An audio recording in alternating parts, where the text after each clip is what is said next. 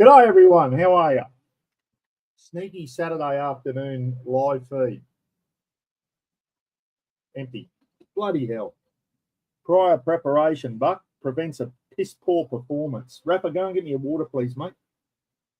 Check the rain out the window there, everyone. It has been belting down all day again.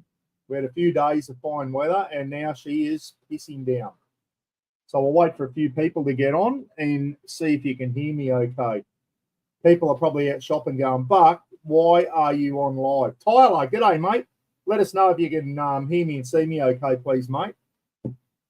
Oh, boy. Justin, g'day, mate. Marky Lavelle, you blokes must have been sitting on your mobile phones and gone, shit, Buck's just gone live for some reason. Build Us and Sea Spray. You love that one. Just donating blood in Geelong. Good on you, mate. My blood group is the second rarest. It is AB positive. AB negative is the rarest. Hang on, put the aircon on.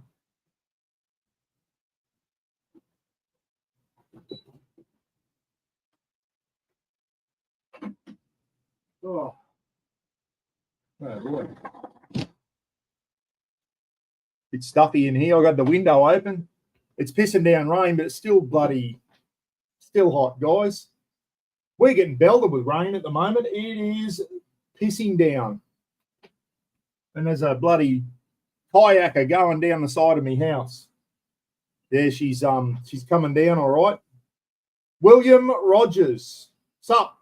That is the name of my grandson, mate. There's a name I haven't seen on here before. William Rogers is my grandson's name, mate. However, he's got a D in his name. We're a Rodgers. G'day, Will. How are you, mate? Outback Family Adventures. G'day, mate. How you been? We're traveling Oz currently in Victoria. Good stuff. Outback Family Adventures. Good stuff. Hope you're enjoying it. Safe travels, everyone. How good have you done the Great Ocean Road yet? Absolutely beautiful. I haven't got a direction. I haven't got a microphone anymore, guys. I'm relying on the microphone in the computer. So can you hear me okay? G'day, Em. How are you, mate? Em's on. Lukey Reed down in Tassie. How are you, mate? Hi, Buck. Ros not at home. Lukey knows us like the back of his hand.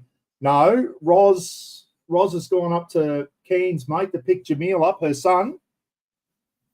He went down to Sydney for a few days with his brother Josh, and they went to see Drake, who's a male duck. If you didn't know who Drake was, he's a male duck. No, he's not. He's a bloody rap singer or something, apparently.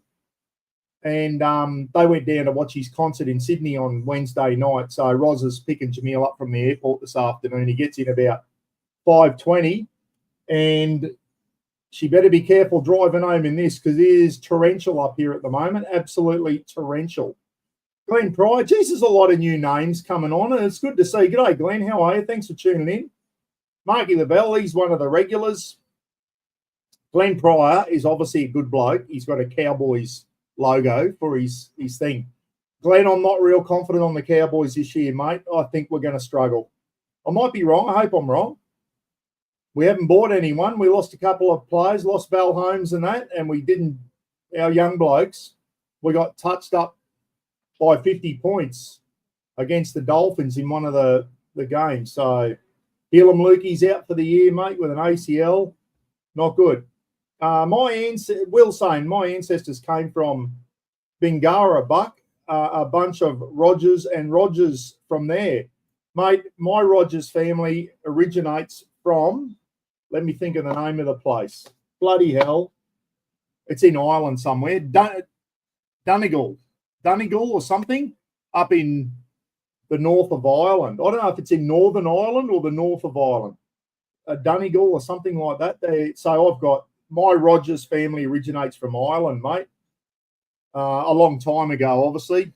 We're going back to great grandparents, mate. So I certainly don't consider myself Irish. I'm dumb enough to be an Irishman, but I don't consider myself Irish. I'm an Aussie.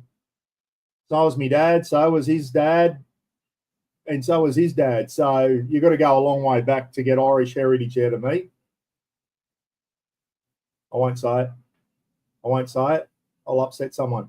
Phil McCavity's on. G'day, mate. Phil, you joined the Army in 1980, mate. Went through Kapuka 1980, 2 years before I joined. Good stuff. I have to have a chat with you one day, Phil, about that. Bull Dust and Sea Spray. Now, I love that name. How good is that? Let's get 20,000 where it should be. Yeah, mate, I don't really care. What am I, 6-something now? I don't really care about that anymore, mate. I really don't. It's those days are just, I don't care. All I care about is that I've got a good community that supports my charity stuff, and I have. Mate, have a look what happened with the raffle books the other. We'll talk about that soon. I don't give a shit about how many subscribers I've got and all that type of stuff. A lot of other YouTube channels now, that's all they seem to focus on is give me money for, and I'll do more clips for you and all that shit. And it pisses me off. And YouTube's lost the plot. Everyone's in it for the wrong reasons now. And I don't mind blowing a bit of wind up my own ass here. Pete from WA Camping said it.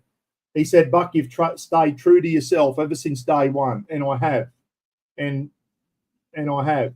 Everyone in the early, do Patreon, Buck, and that. No, I'll never do that. You'll never see me do Patreon, ever. You'll never see me asking for money for myself. It's always to do with charity. And it's something I pride myself on. And I think that's why everyone out there supports me so much with charity, is that they know how passionate I am about charity. And, I'm in a position I don't need to hold my hand out and ask people for money so I can buy a new car and buy new camping gear and all that, guys. I do it myself. It's always to do with charity, you know that. And that's why I have such a great community. And I keep saying it, I've got the best community on YouTube. I really have. And you only have to see that. Probably still got it written down here. We raffled off 7 raffle books the other day that Rob Richmond got made up. I'll give you an update on that while I'm here, everyone. Hope you're enjoying your weekend, by the way. Can everyone see? It's a bit. Yeah, you can. Can everyone see that?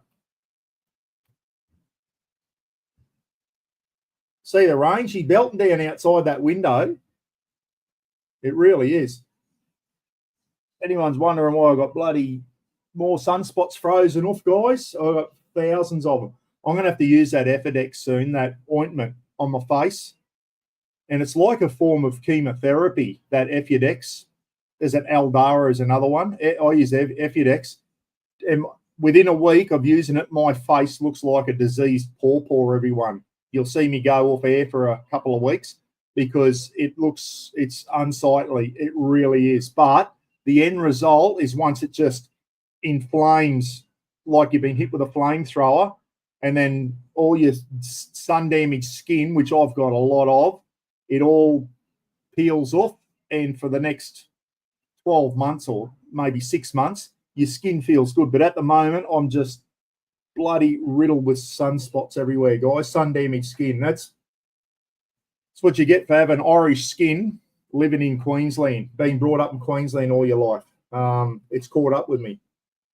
G'day, Ivan and Lisa. Speaking of Ivan and Lisa, they are one of the legends, one of the 7 legends that got a raffle book, along with Gail. So the other day, we raffled off Rob Richmond, as you probably know, got 7 Aussie books made here in Australia. Raffle books. And we raffled them off, everyone. Not raffled them, we auctioned them off. Jordan Glennon got the first one for $400. Ross Halliwell got the second one for $384. Rob the Wanderer got one for $402. Rob's back from New Zealand. I saw him post of his. He's at the footy or something. So Rob the Wanderer's back. He's back into it. Ivan and Lisa got the 4th one for $400. Joshy Hatch got the 5th one for $405.50. Marky Lavelle and Brad Howell got the 6th one for $450. And Gail Rowlands bid hard all night, finally got the final one. I'm so glad Gail got that one. $580 Gail paid for that book. That came to $3,021.50. That's how much we made by auctioning off 7 little raffle books, guys. I've sent 6 of them express post yesterday, so you should all get them on Monday, everyone. The only one I haven't sent is Jordan Glennon's. Jordan's in between. He's in the process of moving at the moment, and he said, Buck, just let me get my feet on the ground, and I'll let you know where to send the book. And he said, give me a couple of weeks before you send me the money, because Jordan's name came out of the hat, and Jordan's then going to go up to Mackay and present the money to 2 animal charities up there. One's an animal shelter, a dog and cat shelter, and the other one's a cat shelter. So $3,021.50. Jordan's name came out of the hat, but a lot of people donated. Gidgey put a couple of hundred in, and there's a heapies out there put money in that account. And I think last time I looked, it was 4,200 and something. I think I haven't checked it the last couple of days, but we've got over $2,000 to give Jordan for each animal shelter. So each animal shelter will get over $2,000. I think it's about 4.2 in there, or 4.3. I'll probably make it up to 4.5 anyway, and give 2,250 to Jordan for each shelter. So how good is that? How good is that? The cost of living's bad now, I know. And the fact that people were still throwing that money, I was not expecting 7 little Rafa safety tips for kids books to go for that. There's all I've sent the 6 Jordans. Jordans is still over there, everyone. Actually, I haven't put it in the envelope yet. Stand by.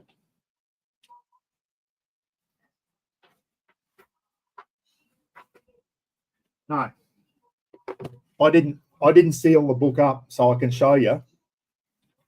What I have done is, for you people out there, there's a couple of little that got the books, Ivan and Lisa and Gail. Yours are already express posted. They're in the most. You get them Monday, hopefully.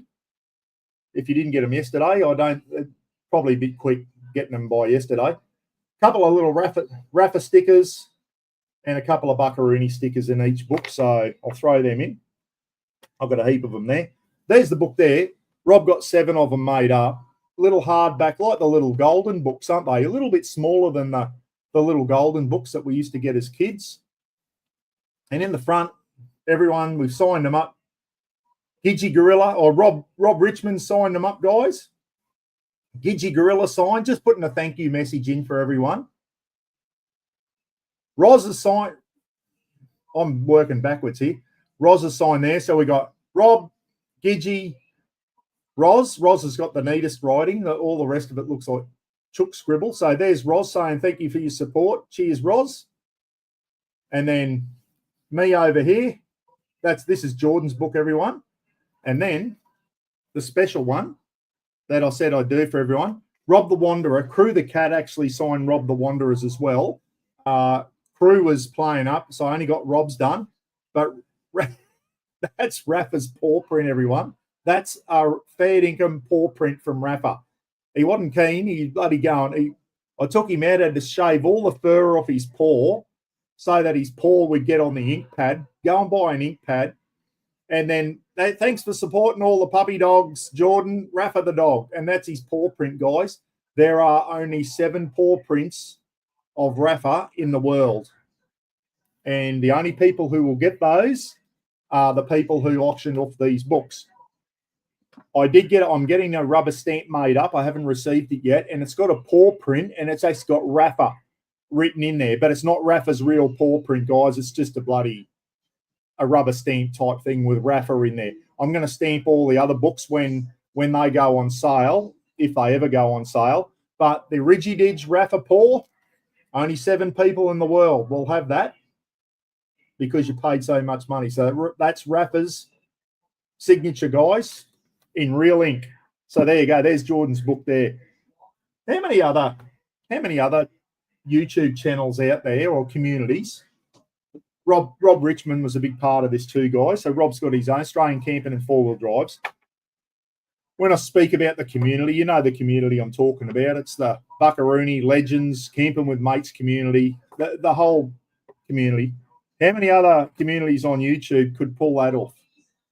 Not many people would even try. So well done, everyone, on that. Look at the money we raised from 7 little kids' books. One of them went, Gail paid $5.80. That's the type of people we got in this community, everyone, that dig deep for charity. Remember the other charity auction I did when Luke from Drifter sent me all that stuff. For the bushfires, we raised over $15,000 that night. People were bidding massive amounts of money on camping gear and that. It's good, isn't it? All the shit going on in the world at the moment, which we'll talk about soon. It's pretty disturbing, actually. I'm going to talk about that's the main reason I came on. But I want to start it off on a positive. I'll finish it on a positive. Karen, how are you? Jamie Fulton. I'll do some more shout outs. Dwayne. Who else have I missed? Ed's camping and four-wheel drive. Bloody Gidgy rang me this morning, Ed, and said, geez, that live feed last night with Ed and Naz was fantastic. And it was, fellas. Probably didn't quite think the nighttime stuff through, but you've got through. Someone had a light, one candle power. We could actually still see you. Ed, you're a bit in the dark there a bit, but that was fantastic. And even Gidgy said, oh, wow, that's going to be another fantastic thing. And talking about this community, Ed and Naz, who are part of this community, guys, are running a camping event down in the Victorian High Country in late March 2026. And I'm not committing to it yet, but I know me and Roz would love to get down there. It's too far away yet, but we are going to do our very best to get down there. I would love to come back down to Victoria and do the Great Ocean Road again, because last time we did it, the weather was shite. I love that part of Australia, that Great Ocean Road, Apollo Bay, and all these little towns along there. Absolutely stunning. And I want to come down and do it again. Too early. Gidgy is keen as mustard, Ed, to get down. Gidgy spoke to me this morning and said, it's not like you... I won't tell you exactly what he said to me, because me and Gidgy talk to each other, and there's a lot of F's and C's when we communicate. He said, get your ass down there, see?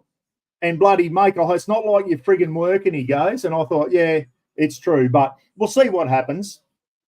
We got a lot of things can happen between now and 13 months' time, mate. But we'll do our best to get down there, Ed. It's going to be a fantastic event. The two people that are hosting it for you look like a lovely couple, mate. It's going to be absolutely fantastic. So I think you may be able to, I forget the name of the place now, but it's, get on to, g'day, crew. Crew, come in and say g'day to everyone, please. She said, guess what, everyone? I think she wants to go outside. She said, guess what, everyone? Paul stuck my paw in the ink and I signed Rob the Wanderer's thing, because Rob the Wanderer said, I'll buy a book if Crew signs it for me. So Crew's paw went in there. Only Rob the Wanderer got Crew's signature. She wasn't real keen on it, were you? Say good day to everyone, Crew. She said, thanks for supporting all the pussycats, everyone. She said, Paul's got to let me out in a minute because I need to go out for a shit in the rain. Hey, Crew. She's a good little cat, this one.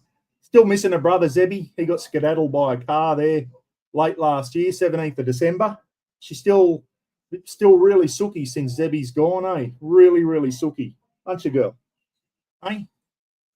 She's a nice little one. There she is. But 5 o'clock every morning. Wow, up on the bed, waking us up. She's a maniac. Here she comes. There's it.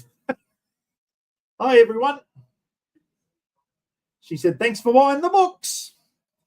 So, yeah, what was I talking about? You're not going to be there much longer, are you? People don't want to see your tail.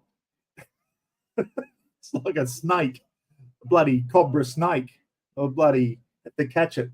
Yeah, so, no, she's a good cat. Oh, Crew. Jamil will be home this afternoon. She's missing Jamil. I think that's what it is. She's missing Jamil. He went down and saw Drake in concert. If you said, Buck, name a Drake song, I couldn't. I know who he is, but I would know one of his songs if you bloody offered me $1 million. I could not quote one of his songs. Jennifer G's on. G'day, Mr. Donny. Phil Taylor's on. You still on the road, Phil? Geez, Phil's been camping in some really good spots down there in New South Wales. Roz said, big fella, who's Drake? Yeah, that's what I reckon, mate. That's what I... Wasn't he on the internet recently? I heard there was people on the internet saying he was on there flashing his old fella around, and they thought it was a bloody king cobra or something. People were saying. So I don't know if it was true or not. I didn't go looking for it, but there was all this stuff on about Drake bloody flashing his old fella on the thing, and people mocking him and all that type of stuff. So anyway, we won't go there, will we? We won't go there. Lewis is over in West Aussie. G'day, Lewis. How are you? I just finished watching Cam's last thing when he was out with the Pommy boys down around Esperance and that. Geez, they're doing some pretty hardcore four-wheel driving. Oh, I don't know. It's all right if you've got an old vehicle, but geez, they were doing some damage to their Drake's snake. Yeah, apparently, Margie. They were doing some damage to their vehicles, mate. Like, you're hearing them scraping over rocks and all that. Those days are gone for me. I just hate damaging my vehicle. It's all right driving on the beach and sand and all that, but rock hopping and that, where you're crunching your diff and all that stuff on rocks, I hate hearing that. And they all said, we've all done about $1,000 worth of damage. All their paint, scraping down their paint and all that stuff, and big pinstripes in there and all that. And Cam's got a new 300 series, guys. So anyway, he's certainly used it for for the intended purpose. No one can say Cam's not using his four-wheel drive for what it was intended for. He's given it a workout, that's for sure. And they're not cheap, are they? He paid $100,000 for that 300 series before he even put a bull bar or anything on it. So they're not cheap. They're not cheap vehicles. I'll tell you, speaking of vehicles, and Roz even was looking at them the other day. We won't be getting one, guys, because we can't afford it. But the new Ford Everest Tremor. So it's a Ford Everest. It's got the V6 with 600 Newton meters of torque, which would be a great tow motor. 600 Newton meters of torque. Wow. It's about the highest on there without going into your big Rams and that. The Ford Ranger and the Everest got the same V6 engine in there, 600 Newton meters of torque, which is the highest out of that category of vehicle. It's up there. The Ford Everest Tremor is kitted out for off-road, everyone.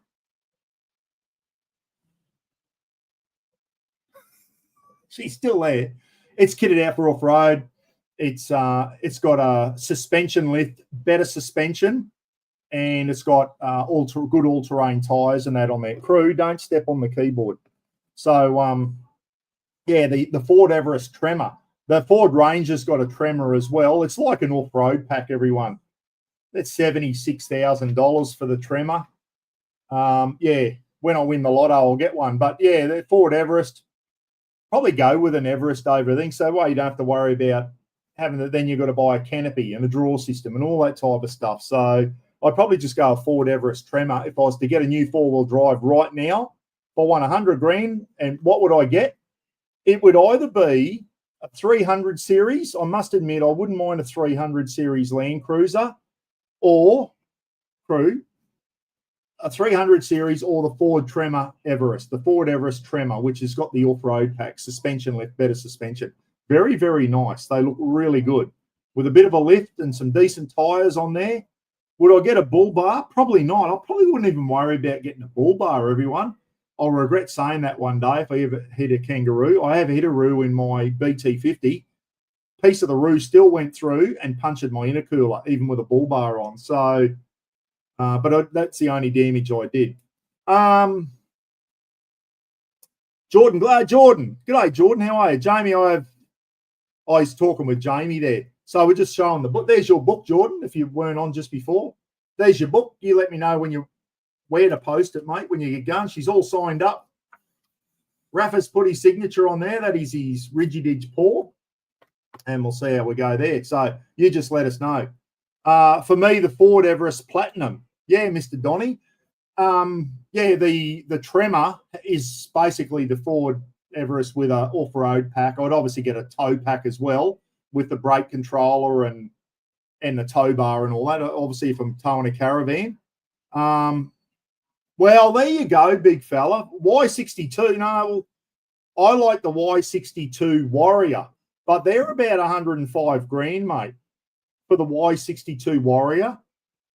Then I'm worried about how much fuel the Y62 chews towing. I think you're up around the 30s, aren't you? When you're towing with a Y62. They're up around when you're towing a caravan with a Y62. Wasn't it Big Oz Explorers were going close to 30 litres per 100? That's too much for me. But yeah, I'd love a Y62. The Y62 Warrior is basically a Nissan Patrol V8 petrol with the off-road pack. The Warrior is the off-road pack, like the Everest Tremor. Big fella, I'm with you. Yeah, a Y62 Warrior, wouldn't mind one. I would not mind, but they're not 40 grand cheaper than an Everest, mate. They're about they're over 100 grand, the Warrior. Let me know if you know something I don't, please. Yeah, 40 grand. But, mate, they're not 40 grand cheaper for a Y62. Where, big fella, so you're saying, what, about 60 grand for a Y62? Not a new one, surely. Maybe a second-hand one. There's no way you'll get a brand new Y62 for 60 grand. If you can, let me know, will you? I might have to have a think about it. Get a loan and buy one. Phil Taylor. But so Phil's got a new Ford Ranger, the V6 Ranger, and he's towing a 19-foot, I think it's the 19-foot, isn't it, Phil? The 19-foot Jayco all-terrain. Beautiful caravan. Towing 3,100 is getting, oh, wow, that is good, Phil. That is good, mate. And you've got a canopy and bull bar. You've got the Ranger all decked out as well, so it's a lot heavier than just standard. Towing 3.1 and getting 15.2 per 100. That is very good. That is very, very good, Phil. So it's good to hear that V6 is a good tow motor, mate. 600 newton meters of torque. That's the highest, like out of the Hiluxes and all your dual cabs and all that. The Ranger and the Everest, the station wagon bird, which is just basically a Ranger station wagon. 15.2, that's good to hear. I used to get, when I was towing the camper trailer, I was getting 15.2. My BT50, as I added more shit onto that, I could see it go up. I was in the 10s there at one stage, and then as soon as I put a roof rack on and all that shit, everything that catches wind, you can see, and then I put mud tyres on and everything. You see it going up. She's sitting on about 12 now, which is still all right. The old BT50 can tow that caravan. I'll get about 16, I think. She's still there. You're bloody mad, crew. You really are. Matt Robinson, the Patrol. No, that's what I thought, Matt. The Y62 Patrol TI drive away is 97,019. That's not 40 grand cheaper. No, that's what I thought too, Matt. Big fella, were you referring to a second-hand one, mate? No way you can get a Y62 40 grand cheaper. Not a new one, mate. I know I only priced one the other day, just out of a matter of interest, and the Y62 Warrior, which is the off-road, got the off-road pack on it, was 105 or something. Yeah, so there you go. The Ford Everest Tremor was about 76. Mind you, because I'm on a Veteran Affairs Gold, if I ever do buy a new car, guys, because I'm on a Veteran Affairs Gold card, I don't pay stamp duty on a new vehicle, which is a couple of grand, I think. So I'm stamp duty exempt for vehicles when I buy a new vehicle. So, but at the end of the day, the old BT50, it's still doing the job for me, guys. It's still going. I try and look after it as best I can. It's still towing. It's not the fastest thing out there, especially uphill, but it's still going. It's still getting me around. Big fella, yeah, all right. Big fella man over a Land Cruiser 300. Oh, okay, mate. Sorry, I thought you were talking about that. I thought you were talking about the Everest, mate. I'm thinking, bloody hell. Well, the basic Land Cruiser, a basic base model 300 is 100. And I think you can get a top. So you can get a top of the range Y62 Warrior with the off-road pack for about the same money as a base level 300. If you go to a Kakadu, well, absolutely. You're right, big fella. the Land Cruiser 300 Sport that's got actually Toyota on the, it's the one with Toyota written across the bull bar. That's the, is it the Sport? LC 300 Sport. They're 150 grand, you guys, before you put a bull bar on them. The 300 Sport is 150,000. The Nissan Patrol Y62 Warrior is 105. So, big fella, you are right, mate. I stand corrected there. I thought you were talking about an Everest. I'm thinking, no way. Yeah, okay, you were right, mate. Compared to a top spec 300, absolutely you were saving 40 grand.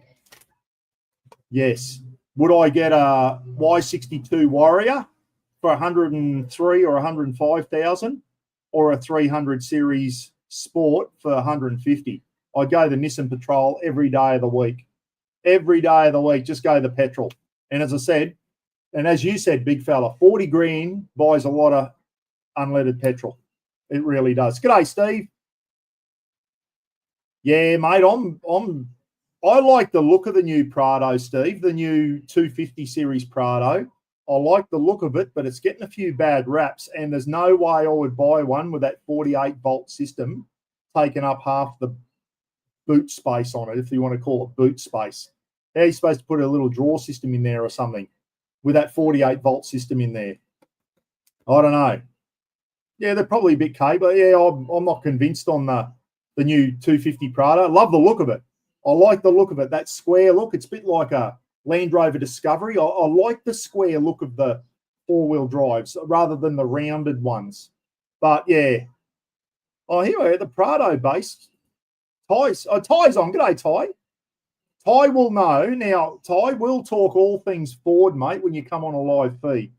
If anyone knows his Fords, Ty Fenwick does. Ford needs to make the V6 optional in all trims, in my opinion. Yeah, I wouldn't go with 2 litre. Only milk and orange juice comes in 2 litres. Ty, have you heard much about, people are saying, oh, the new Ford V6 is got a lot of problems.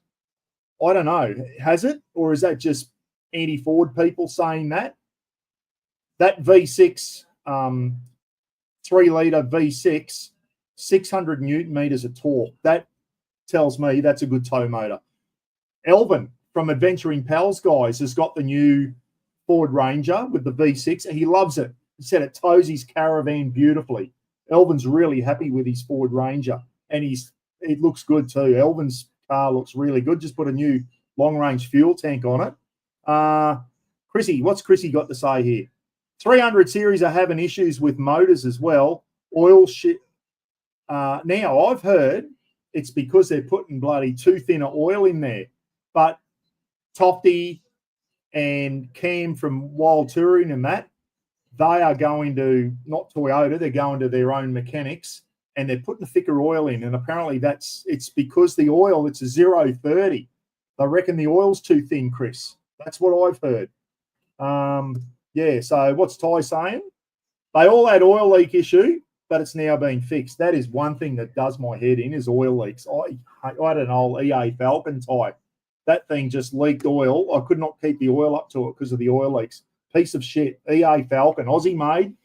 She got up and boogie, but it was a piece of shit. God, I had some probably overheated and leaked oil. And I got rid of it and bought a Mitsubishi Magna, which was a really... I left Aussie car. I had a lot of Aussie-made cars. I had a TE Cortina, then my XE Falcon, which was great. I learnt to drive an old XY Falcon, great car. The XE was fantastic. Then I went to the EA, and that turned me off Australian cars. That was a piece of shit. I then went to the new shape Mitsubishi Magnum when they came out, and what a beautiful vehicle that was. And I thought, yeah, I'll stick with Japanese cars now. They are very, very good. The Japanese know how to make stuff. Brad Howell's on. G'day, Bradley. How are you, mate? Speed Brad will know all about that. Brad, have the boys in the workshop experienced any problems with the Ford V6, the 3-litre V6 Ford motor? Ty said oil leaks. It seems to have been sorted out now. But that said, Elvin's had no problems with his. But that new, if anyone's got $76,000 just sitting around and they just want to give it to someone, Mr. Buckaroony and Roz will probably go out and buy a Ford Everest Tremor with the tow pack on it as well. Yeah, really, really nice. They've got one They got one here in the local Mazda place, Mazda and Ford here in Innisfail, and they've got the big Ford, like the Raptor grill and everything on it, and off-road tyres. It looks bloody good. They look really good. And even Roz said, geez, I like those Everests. And that could spell, when me and Roz agree on something, it's like it could mean trouble. It could mean we'll bloody weaken. Anyway, we're not in a position to buy a new vehicle yet. Old Barry BT, he got to go for a few years. Yeah, let me tell you, like another 7 years at least before I can touch me super, thanks to DVA, the arseholes. I could touch my super this year, tax-free, but if I do, DVA class it as income, and I blow me army pension, basically, me DVA pension. So they just got you over a barrel, eh? Anyway, we won't go on to that. That's my problem, not yours. Everett, yeah, okay, Brad. But I'll tell you what, Everest has a limited payload. You know what I do if I got a new four-wheel drive, guys? If I got the new Tremor, all I do is put my battery box in the back. Trying to think of the name. My iTech battery box and lithium battery in the back. Strap it down, and the angle fridge.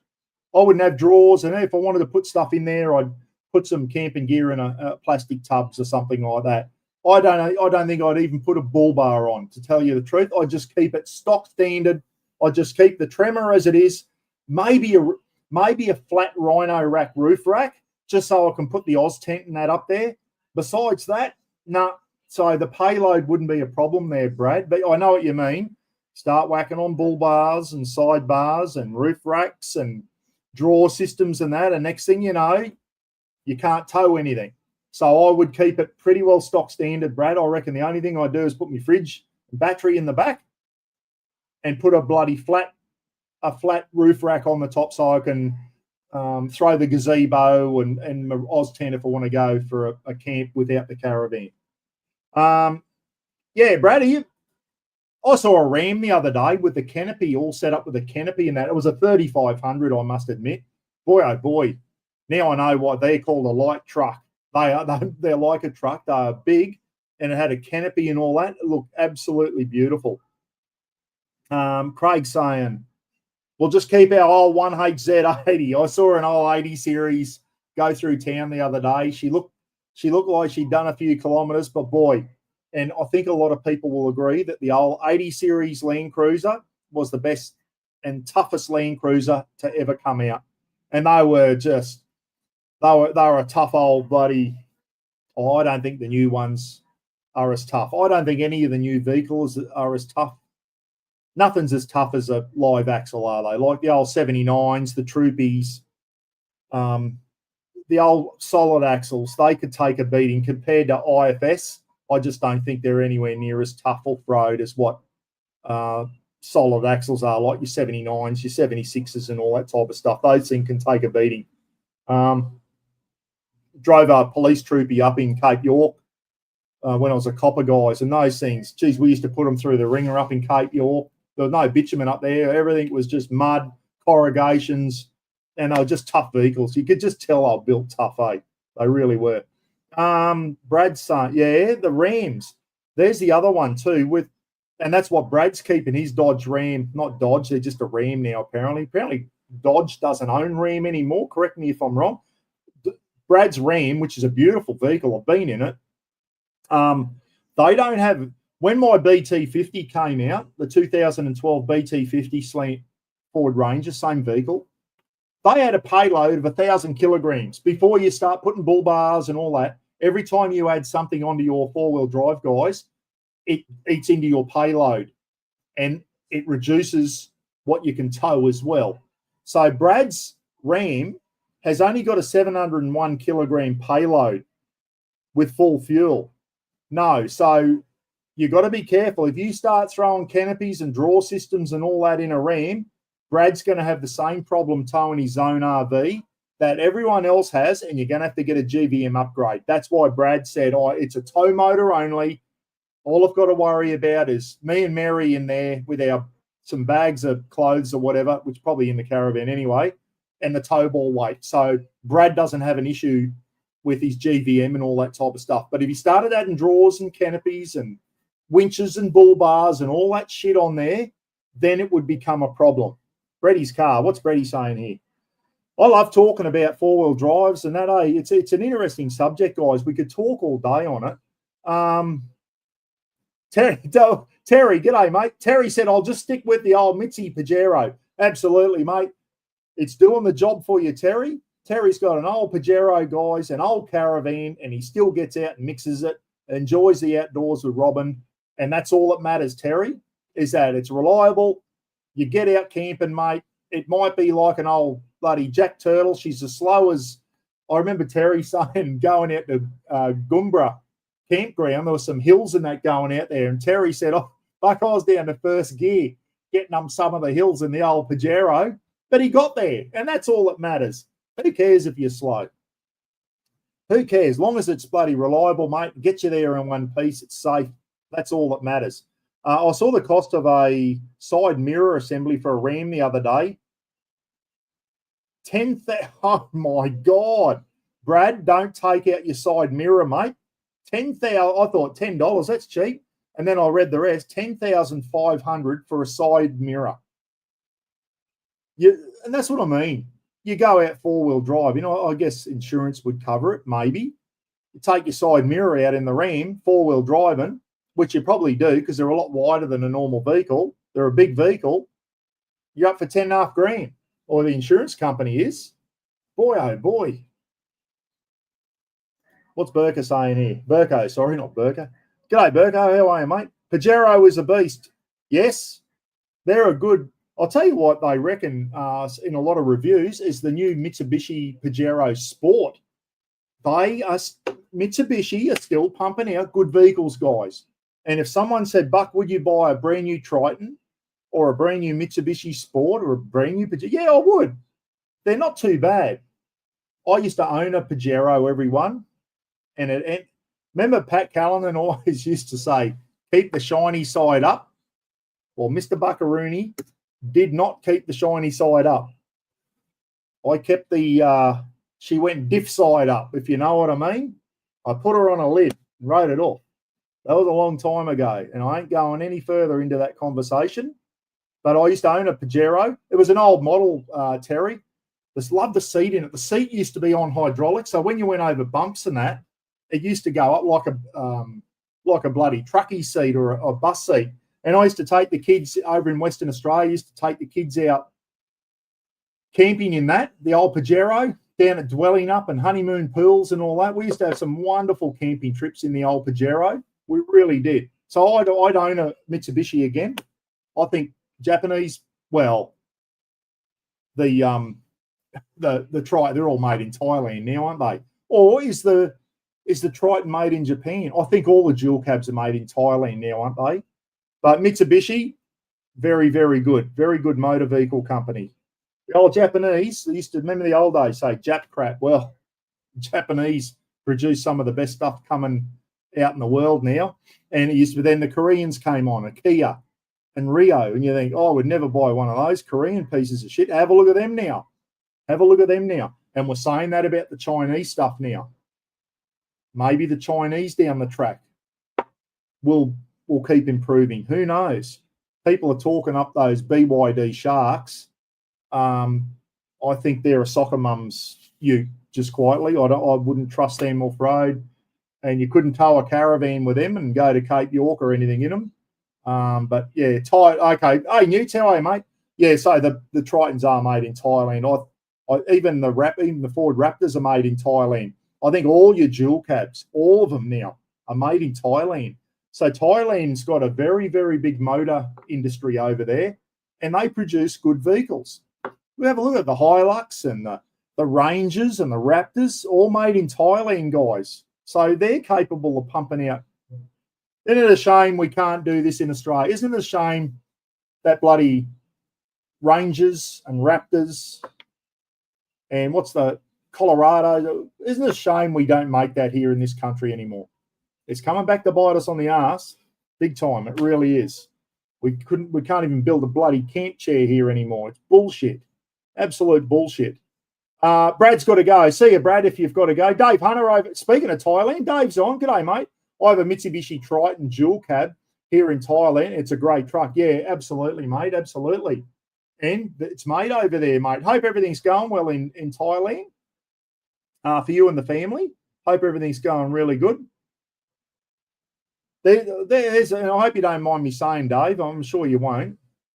Here's a guy who moved out from the UK to Australia, and the cost of living just got so much and unbearable for him in Sydney. He was on a very, very high-paying job and still struggled living in Sydney.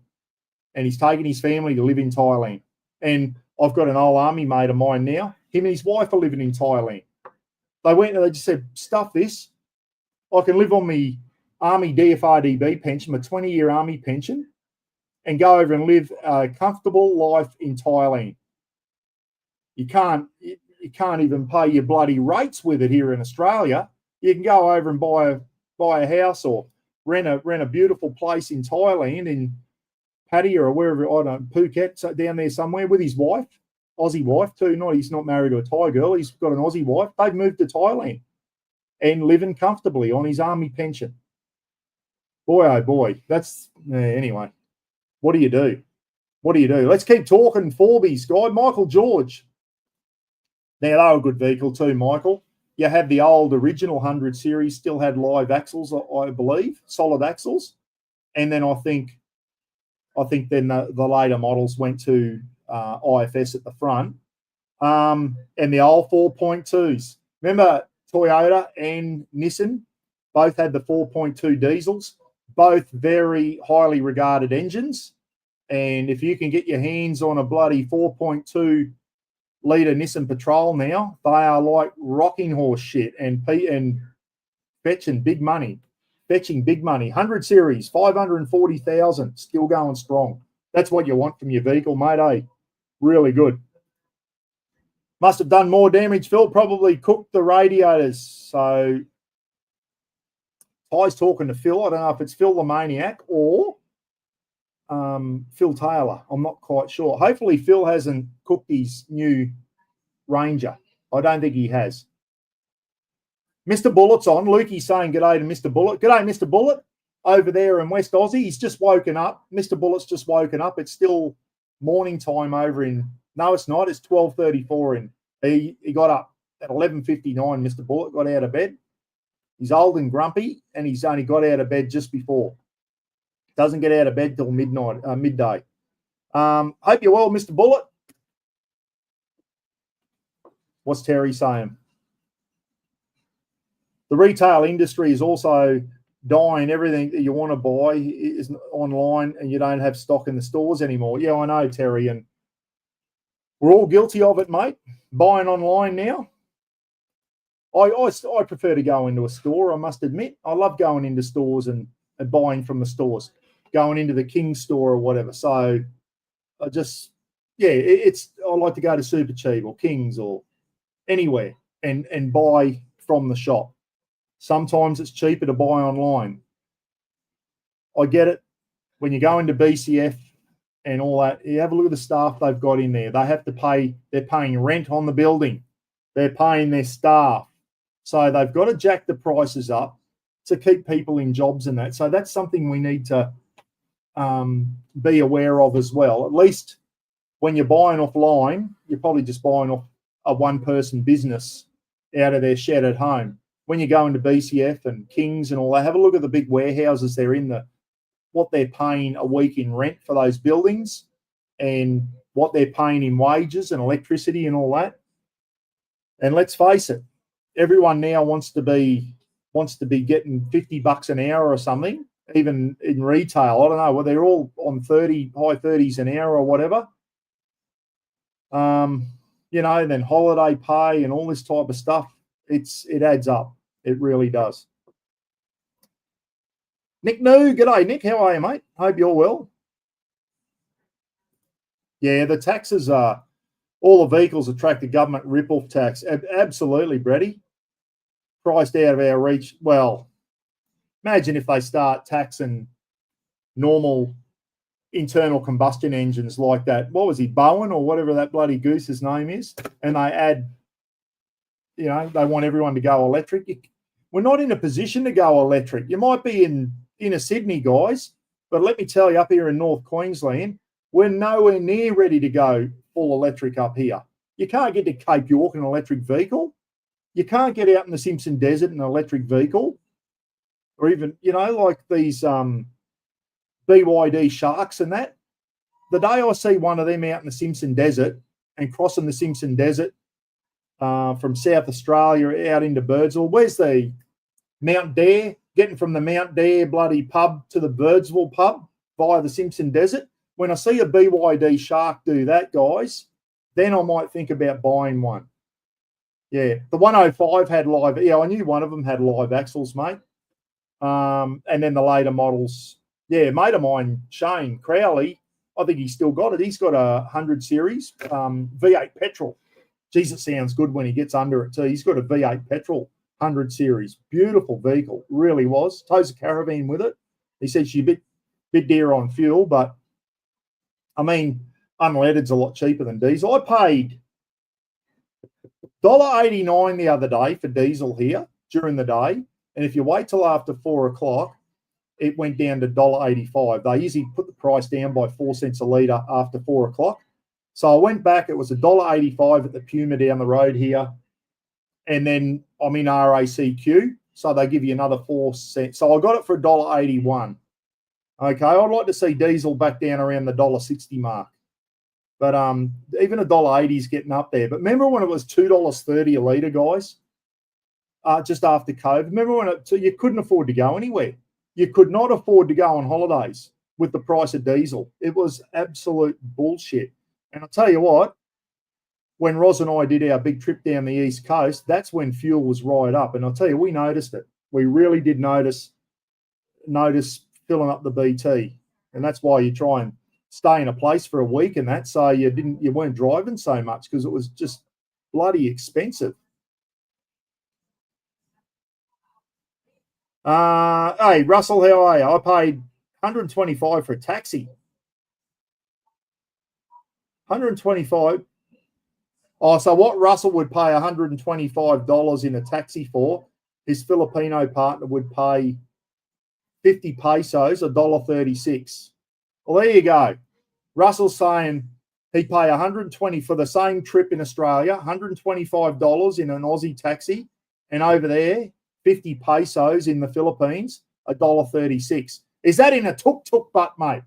We should bring tuk-tuks out to Australia. Has anyone ever been in a tuk-tuk with a long neck of bloody Singha in your thing and doing the you go when you go to Thailand and that, guys, you're getting good with a tuk-tuk driver and say, hey, mate, they're on peanuts. You just say, mate, look after us for the day, and at the end of the day, I'll give you whatever. And you probably, to us, it's nothing. So you're giving him you say, look after us today, mate. Take us around, show us all the sights and whatever, and somewhere nice to have lunch and all that. And you just drive around with the same tuk-tuk driver all day. And at the end of the day, you're slipping 50 Aussie bucks. To him, that's like 2 weeks' wages or something. And you just see the smile on their face. And to us, it was nothing. So we used to do that a fair bit. Get in with the tuk-tuk drivers. They look after you. Yeah, they take you to all your mates' places, and next thing you're in a shop, they want to sell you silk ties and a suit, and that's all part of being in Thailand, guys. It's all part of being in Thailand. They take you to their mate's suit shop and all that type of stuff, and hopefully you'll buy a suit off them. Some people do. And, the old tuk-tuk driver, you just get out $50. Aussie dollars is so many 100 baht or whatever, and you go, here you go, mate. That's for showing us around and being a good sport. And you just see the smile on their face. You give them a week's wages just for helping you out during the day, and that helps their families out. And bloody Thailand, guys, lovely people, really, really friendly people. The tuk-tuk drivers, the taxi drivers, and that, just so friendly. How do you find them over there, Dave? I just found the Thai people lovely to deal with, mate. Lovely to deal with. Speaking of Dave, he's got a comment up here. I love 26 kilometres from Sydney. 26 Ks from Sydney to home, $160 for a 35-minute trip here in Thailand. I can do the same trip for $6. There you go.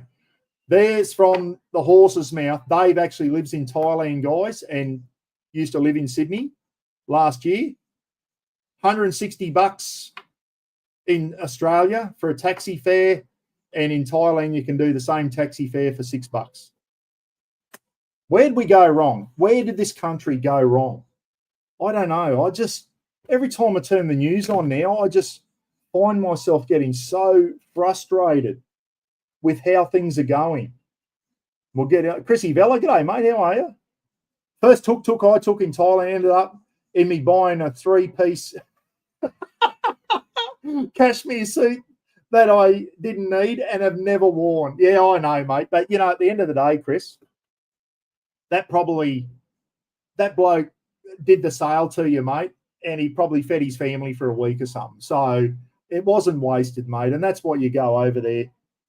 It's not like you're buying an Aussie suit for $500. They were pretty cheap. I'll tell you what, they're pretty good quality suits over there. They're not too bad. I'll tell you one thing I did when I was over there at one of the markets with Gidgey. There was guys, and I got my leather wallet, and he painted an elephant and palm tree and all that on the back of my wallet. It lasted for years on my old leather wallet. Boy, oh boy, there's some talented people over there. And it cost me like, I don't know, $3 or something, or $2 Aussie. And he painted a beautiful thing on the back of my leather wallet, an elephant and a tree and all that. Some pretty skillful people out there. So there you go, guys. If you want to live cheaply, go and live in Asia, in Thailand and all those types of spots. Bali, like you can live a lot better over there. We've lost the plot here in this country, unfortunately. We have lost the plot. Our dollar just doesn't go as far as it used to. I used to be able to save $400 a month on less money, and now I live on credit and the wife works full time. There you go, mate. I know. There you go. What do you do? What do you do? What did Terry say? Terry G. I'm banned from watching the news. Yeah, I'm like that too. I come out, Roz will be out watching the news or TV, and I come out of the computer room, and as soon as I sit down, I'm giving it to the TV. And Roz goes, shut the phone, shut up, get back in your computer room. Roz is sick of me yelling at the TV. My dad used to do it too. I got it off my dad. Dad used to watch the news, and he'd just be abusing the TV. I'd hate for Dad to be alive and just see how far backwards this country has gone. I'm glad Dad's not around to see it, because he used to get the shits back in the old days. He'd see people protesting for higher wages and all this type of stuff and that, and Dad will go, yeah, keep putting the wages up and see what happens. Well, guess what? It's happened.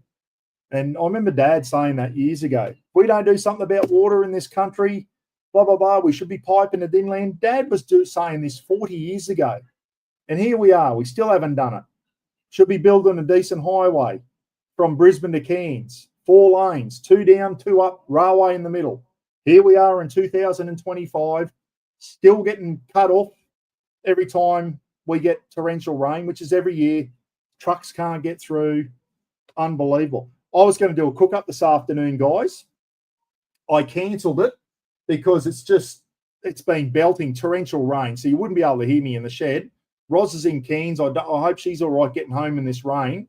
So I said to Roz, I'll do the cook-up tomorrow, so we'll just bloody have an omelette or something for dinner tonight, and then it's going to be doing some couple of beautiful big ribeyes over charcoal, and I'm doing Pete from WA Camping's corn salsa and chimichurri, and we're going to cut the beef up and do our little beef and corn relish and chimichurri wraps. So that's going to be the next cook up. I was going to do it the Savo. It's sitting in the shed, listening to the rain belt down on. It'd spoil the clip, guys. So I'll have another go. Yeah, the news is gibberish. Now, speaking of news, when the big orange fella got in, he made a few calls that I agreed with. And I thought, this is good. I like the way he's going here. Well, within a month, he's gone silly. He's gone silly. And one of the really concerning things now with that germ that is working alongside him, Elon Musk, guys, that weak piece of shit that fled South Africa to get out of national service because he didn't want to serve in the army, weak piece of shit. Like, they started off doing some good stuff. Before I came live here, I was watching another YouTube channel. So Trump is demanding $500 billion, $500 billion of rare earth minerals from Ukraine with no guarantee he's going to keep supporting them. He's trying to bully Zelensky into signing this thing. The USA is trying to rape the Ukraine at the moment, guys. They're not there to help them. They are there to stick it in them when they're down. He's taken the side of Russia. It is very, very concerning. And I think Europe and the rest of Canada and Australia are standing back now going, holy shit, our best mate is no longer our best mate. They can't be trusted. And I hate to say that if Mike Blakely or Kev from Minnesota and that's on, it's putrid. And you know what? Zelensky said, no, I'm not signing this deal. Not yet anyway. We get not like, what guarantee have we got of our safety and all that type of stuff against Russia? So now Elon Musk's piped up and said, sign it or I'm blocking Starlink off from the whole of Ukraine, which they're relying on their drone boats and their drones to operate off and all that. Like Starlink is helping Ukraine stay in the fight. So now Elon Musk's saying, I'm going to cut Starlink off to the entire Ukraine if you don't sign the deal. They are just being bullied and pressured into making this ridiculous deal. And even a lot of Americans, I was watching a very, very pro-Trump YouTube channel before, and the amount of comments on there that were saying, I am ashamed to be American. And these are pro-Trump people now, seeing what the United States is trying to do to Ukraine is a disgrace, guys. Absolute disgrace. We need to be very careful of the USA. Let's go on to these Chinese ships down here at the moment. Why are they down here? Because we're up there flying our P-8 Poseidon aircraft along China, just outside Chinese airspace, pissing them off. Why are we doing that? Because America's asked us to. Okay, what happens? We're up there pissing them off. They fired flares at us the other day. They've been a bit reckless, the Chinese, but they've had a gutful of us being up there where we really don't need to be. We're up there because the Americans want us up there with them. Chinese have sent ships down here, as you've heard on the news now. They're outside Sydney at the moment, heading south, doing live fire exercises. Outside in international waters, they're entitled to do it. Why are they doing that? Because we're up there with the Americans flying P-8 bloody planes and pissing the Chinese off. So we've got to be very, very careful what we do here. People are knocking Albanese at the moment. I don't like the guy either. You know my stance on Albanese, but I think he's playing it pretty good at the moment. He's not bagging China out. He's saying they're doing everything within international law and whatever, because the last thing we need to do is get into another trade war with China, because I know who will win that one. China will. If China stop taking our products, billions and billions of dollars a year, and then stop exporting to us, we'll be on our knees within a week, guys. So we're going to be very, very careful here with doing what America is asking us to do. We need to bloody keep the USA at arm's length at the moment because they are pissing everyone off. They're pissing Europe off. His actions are reckless. And I hate to say that. He started off with some good shit, and then he's gone rogue. He has gone absolutely rogue, and so is that South African piece of shit that is working alongside of him. Gone rogue. And I feel sorry for the Ukrainians. Poor buggers. I'm very tied up in the Ukraine war, guys. I'm very, very invested in it. I follow it closely, and the poor bloody Ukraine are being bent over and given the rough end of a pineapple at the moment from the USA with no lube, if you know what I mean. It is disgusting to see what's happening. Not good. Not good at all. I feel sorry for the poor buggers. They're in a bloody lose-lose situation at the moment. One person who's stepping up to the plate is Macron from France. Macron is stepping up, and the rest of Europe needs to step up now and go, Ukraine, cast them aside, we'll look after you. Europe has got to step up to the plate now. Europe has got to step up to the plate or Ukraine is doomed. And I hope Trump doesn't get what he wants out of Ukraine. He's just going to screw them over. Absolutely screw them over. He's not in it because he's just in it for himself to make money. Unbelievable. Yeah, America has funded Ukraine through the war, and so they should, because they were invaded by the USA's number one arch enemy, Russia. And so has Europe and Australia and Canada, all the other countries have been supporting Ukraine through the whole thing. So what happens now is Trump's just gone, give us $500 billion worth of, we're going to come in, send American companies in and mine the shit out of you and send it all back to America with no guarantee that they're going to keep protecting them. At the moment, Ukraine stands to win nothing. They're going to lose Ukraine. They're going to lose Crimea. They're going to lose Luhansk, Donetsk, and those two, Zaporizhia and all that, those four regions there. They're going to lose them. They're going to lose Crimea. They're going to lose $500 billion worth of minerals. Is anyone going to step in and help them rebuild their country, which is just destroyed? America's given them no guarantee that they're going to help rebuild the country. Yeah, so America's been helping Ukraine, mate, but it doesn't mean they come in and bend them over a barrel and go, you owe us. It's a bit like prison, guys. I used to see it in prison. If a prisoner accepted a favor of someone, well, guess what? The paybacks were tenfold. Sometimes someone letting someone bloody giving him a token so he can make a phone call, or giving him a bag of chips, or lending him some toothpaste. Next thing you know, old mates that has accepted that is giving his ass away in the cell at night. That's how it compounds. And that's what's happening in the Ukraine. They accepted a bit of toothpaste off the United States, and they've been locked away by the screws at 6 o'clock at night, and now he's getting rogered in the rear end for payment. That is what America's doing to Ukraine. You used to see it in prison all the time, guys. Paybacks. You always say to the prisoners, don't accept favors from another prisoner, because the paybacks will be something that you either can't pay back or you don't want to pay back, because it'll be in the form of a sexual favor. It used to happen all the time.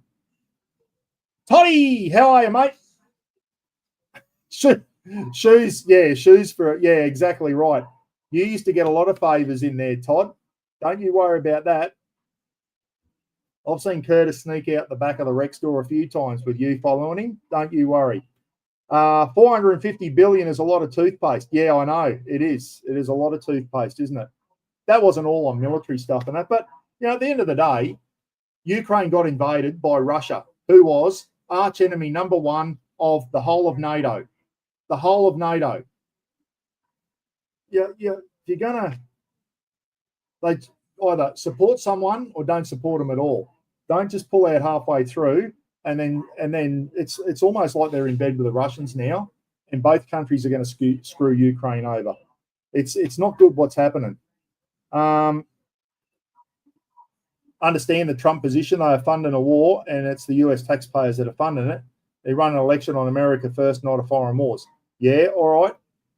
That's good. But what I hope now is I hope Zelensky says, thanks, America.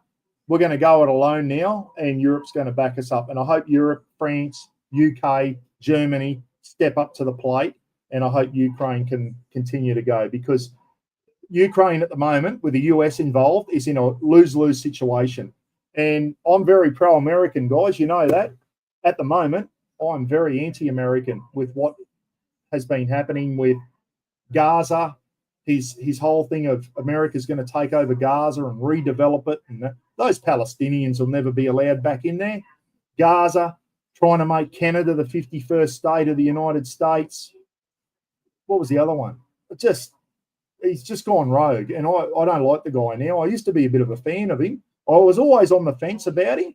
He made some good calls, but I'll tell you what, if I was the Australian Prime Minister now, I would be very, very wary of letting the United States do any favours for us, because the repayments are going to be tenfold, or it's going to be something we can't afford or we don't want to do.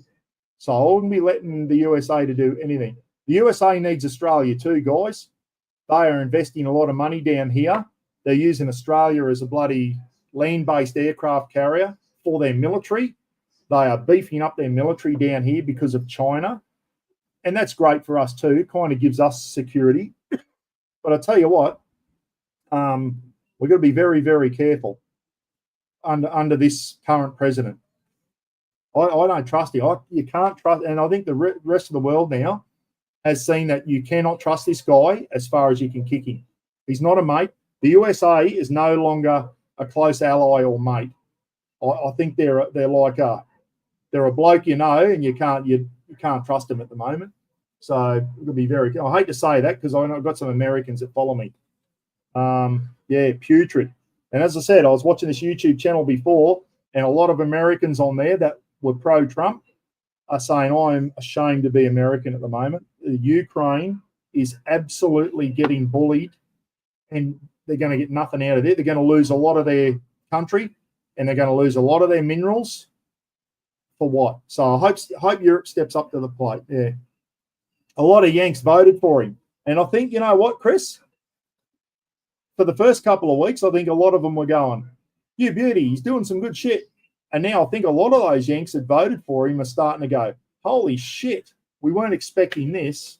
He's gone rogue, mate. And he's gone rogue, and so is that Elon Musk. He's dangerous, that bloke. You'll be very, very careful. But for the USA and Elon Musk to say, we're going to cut Starlink off from the whole of Ukraine, knowing that they rely on Starlink for a lot of their military stuff against the Russians, their drones and their drone boats and all that, which is what is helping them keep Russia at bay.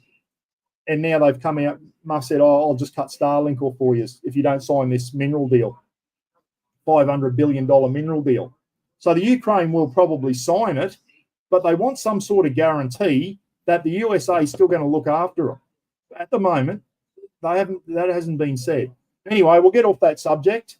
I'm a bit bloody, yeah, don't like the way it's going. I don't like the way it's going, and those big countries in Europe need to step up to the plate now, because I think the USA is showing that they can't be relied upon. They're in it for themselves now, for the next 4 years at least anyway. Yeah. Yeah, and I saw that, Simon. I actually saw Andrew Bolt, and we know that Sky News, I follow Sky News, they are very, very pro-American and pro-Trump. And Andrew Bolt came out and he said, you know I'm pro-Trump, you know I'm pro-American, but he said, this is bullshit. He said, this is not on the way that Ukraine is being treated at the moment. A lot of Americans out there probably going, oh, they owe us. That's the old, as I said, you borrow a tube of toothpaste or something, or in prison, the next thing you're selling your ass in the cell. Your ass is getting belted because you borrowed a tube of toothpaste off another crim. Paybacks are tenfold. And that's what America's doing to Ukraine at the moment. It's pretty sad to see. Anyway, let's get on to, so I said we're going to go on to some morbid shit. Let's get back on to four-wheel drives and camping and all that type of shit. Finish off on a positive note, everyone. That's my take on it.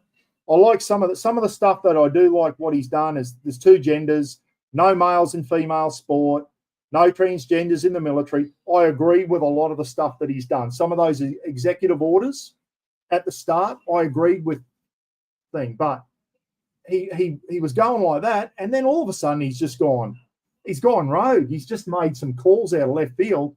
The Gaza call. It's like, my God, what's going on here? The Palestinian people. I'm not pro-Palestinian. Don't get me wrong there. I'm not pro-Israeli. Like, I'm sick of them bringing their shit to Australia. I'm sick of hearing about all this crap on the news. Okay, you want to carry on like that? Go back to where you came from. I've got no problems with where anyone is from. I don't care what country you've come from, what religion you are, what colour skin you've got when you're here in Australia. Just be a good person and accept our way of life down here.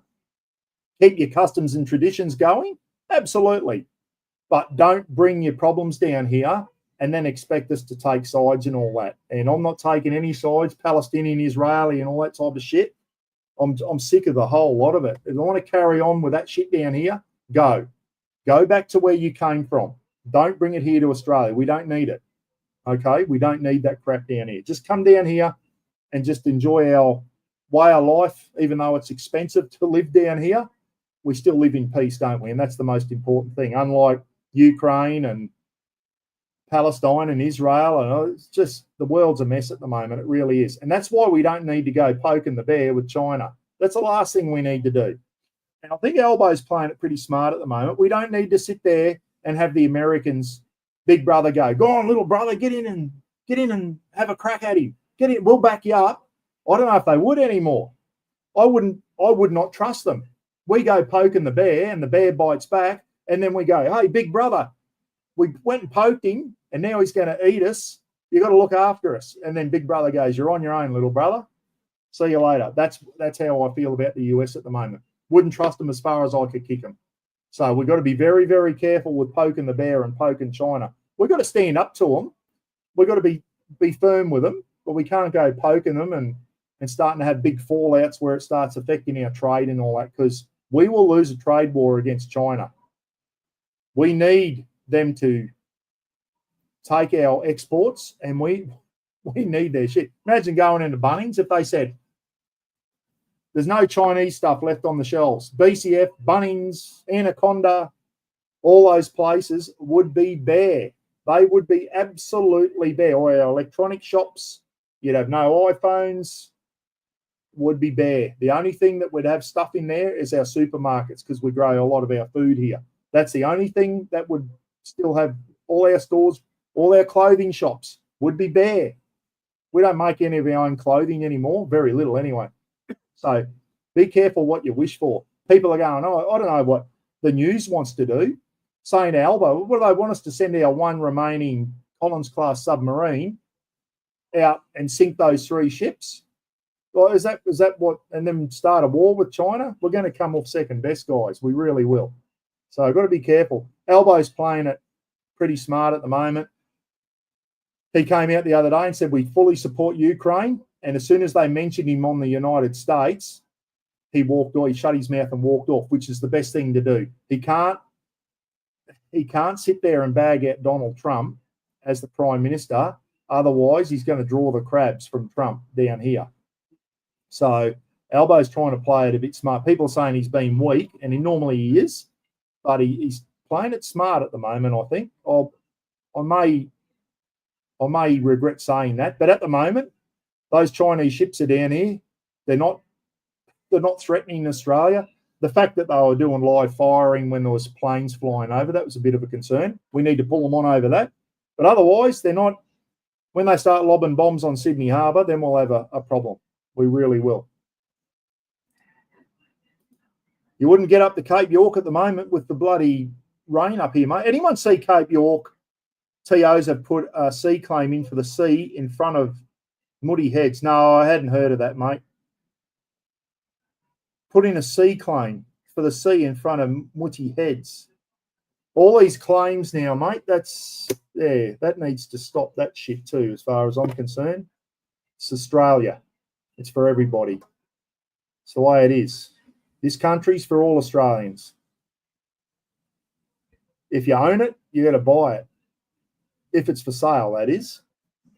You want to buy, if there's a block of land for sale and a house on it and you want to buy it, good, buy it and it's yours. But you don't just go, oh, that bloody 3,000 million acres of land there. We'll have that, thanks, for nothing. Bullshit. That's not how it should be working in this country. They need to put a stop to it. Sea claim the ocean. No, bullshit, mate. No. I don't agree with that. If that's what's happened, I don't agree with it either, mate.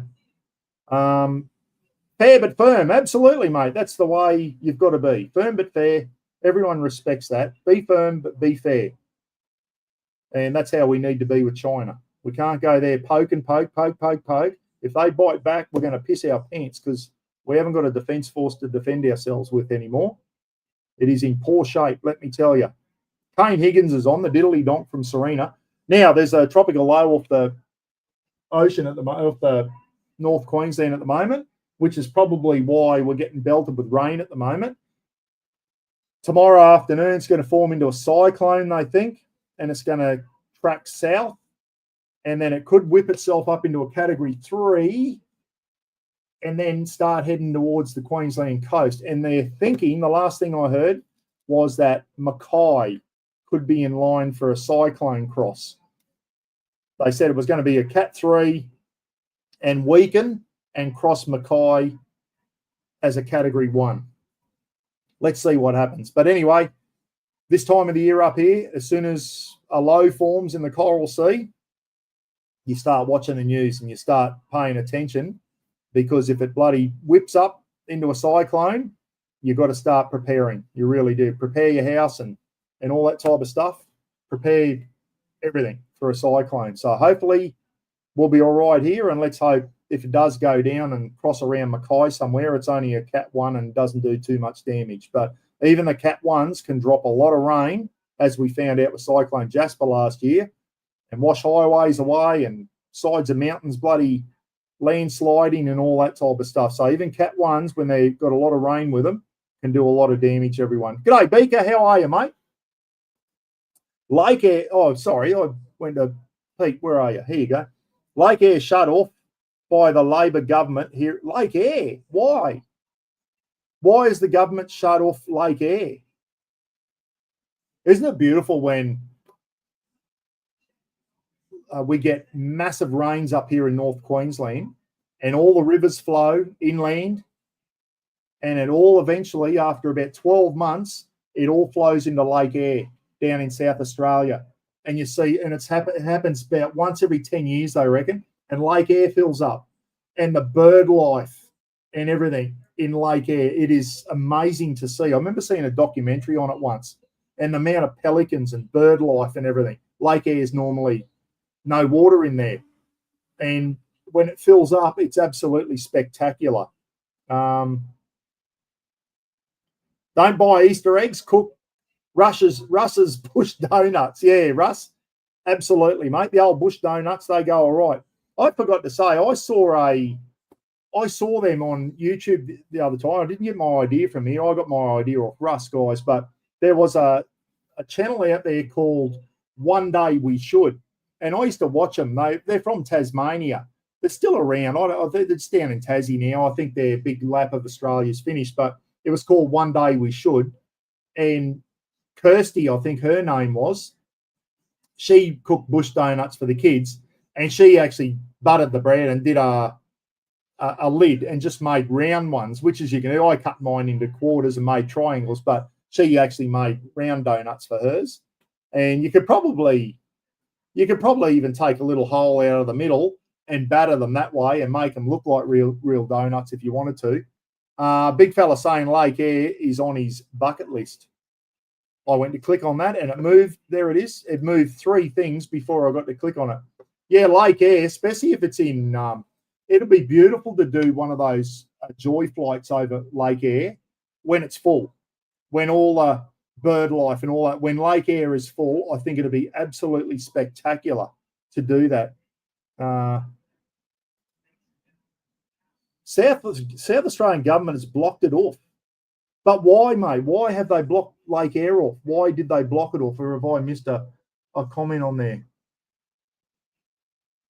Chris, why did they block it off, mate? Hopefully it's not one of those bullshit reasons, mate, that's going to make me go off. If they blocked it off, I don't know. Why have they blocked it off? That's what I mean. This country's for Australians, and we should be able to go and see it. We should be able to go and see it, shouldn't we? They're doing too much of that stuff. Mr. Donny's mentioned something about the military here. That's just my youngest Christian.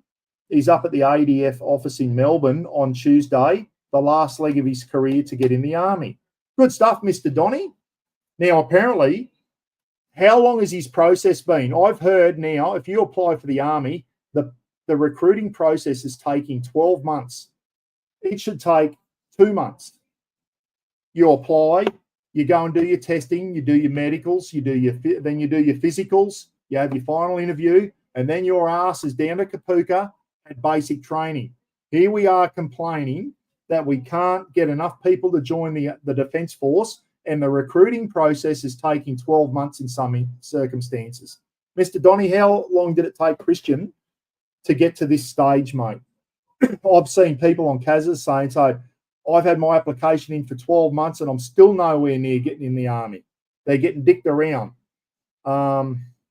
which is bullshit. But good on him. Pass on my congratulations, mate. And what corps is he going into? Unlike me, when I joined the army, you went through basic training, and a couple of weeks before the end, I'll tell you exactly how it happened. Funny story for you. Hallway 24. So everyone runs out of their rooms, stands to attention in the hallway, 40 blokes in the hallway. Hallway 24 was everyone in 24 platoon, out of your room, standing to attention in the hallway. Means one of the section commanders or the platoon sergeant or the platoon commander, young lieutenant, needed to address you. So hallway 24. Right, men, listen in. This is what corps you're going to. So I knew I wasn't going to infantry. Back in my day, you didn't know where you were going. You went through basic training and then they told you what corps you were going into. You had a preference of 3 corps. Didn't mean you were going to get them. Now when people join the army, they kind of know what job they're going to do before they join, which is a good way to do it. Back in my day, that didn't happen. I was colourblind, everyone, so I was very limited on what I could do in the army. Can't go to infantry if you're colourblind. So most people come out and they get shoved into infantry because no one wants to go there. And I knew that wasn't going to be me because I was colourblind. So they come out and go, some of them, they go through the whole platoon. Oh, you idiot. Frightened shit out of me. There she is. She just jumped up on the back of my chair and frightened shit out of me. You idiot. Get off. So it was infantry. Everyone's getting infantry. And they come out. I could only go to catering to be a cook, ordnance in a warehouse type job, or signals corps, communications. So they're the only 3, and medical, combat medic. No vacancies for that job. So I put down catering, ordnance, and signals. Crew, she's back again. I go, Rogers. I'm thinking, here I go, I'm going to be a cook. Rogers, Signals Corps. And I went, Signals Corps? I didn't ask for that. So they said, anyone who's got a problem, so about 75% of the platoon was going to infantry. Anyone who's got a problem with it, where they're going, come down and see us. So I thought, I'll man up here. I'm going to go down and ask why they're not going to let me be a cook. So I go down, knock on the door.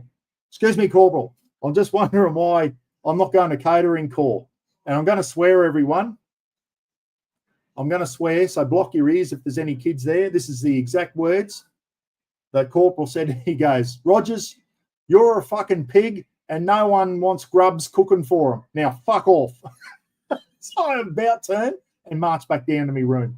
And 2 weeks later, we did march out parade, and I was on my way to Watson here in Melbourne to the School of Signals. And that was his exact words. You're a pig and no one wants grubs cooking for them. Now, fuck off. So that was my introduction on how I got into Signals Corps, everyone. So little did they know that 40 years down the track, I would be a absolute YouTube cooking sensation, doing shed cook-ups. It was their loss, everyone. I could have been cooking bush donuts for all the boys out bush, but they missed out on that, up their ass. Because I can't catch a fish, Rob reckons. Absolutely. So that was my thing. But now they know if you want to be, they might go, oh, you're going to be a drone operator or go to artillery or whatever. You kind of know what you're going to do when you go in the army. Back in my day, it didn't do that. So Mr. Donny, did what core's he go and do, mate? Do you know? A lot of people will go, what's a core? It's been 6 months and he's still not in. See, not good enough, mate. They're screaming for people in the military. It's been 6 months and he's still getting dicked around. 2 months it should be. If you've got a criminal record or your education's not up to speed or you've got some sort of physical problem or you can't pass the physical test, it should be. Come back and apply again when your education's up to speed or when your fitness is up to speed. You are 130 kilograms, you're 5'5", go and lose some weight. When you get down to 75 kilograms, come back and see us and apply again, and you might have a better chance of getting in. That's what they need to be told. Don't dick them around, just tell them straight up front. When a fat prick walks into the recruiting centre and says, I'm thinking of joining the army, the first thing the recruiter should do, give me 25 push-ups. Oh, you can only do 3. Come back and see me when you can do 25, mate, and I'll talk to you. That's how they need to treat them.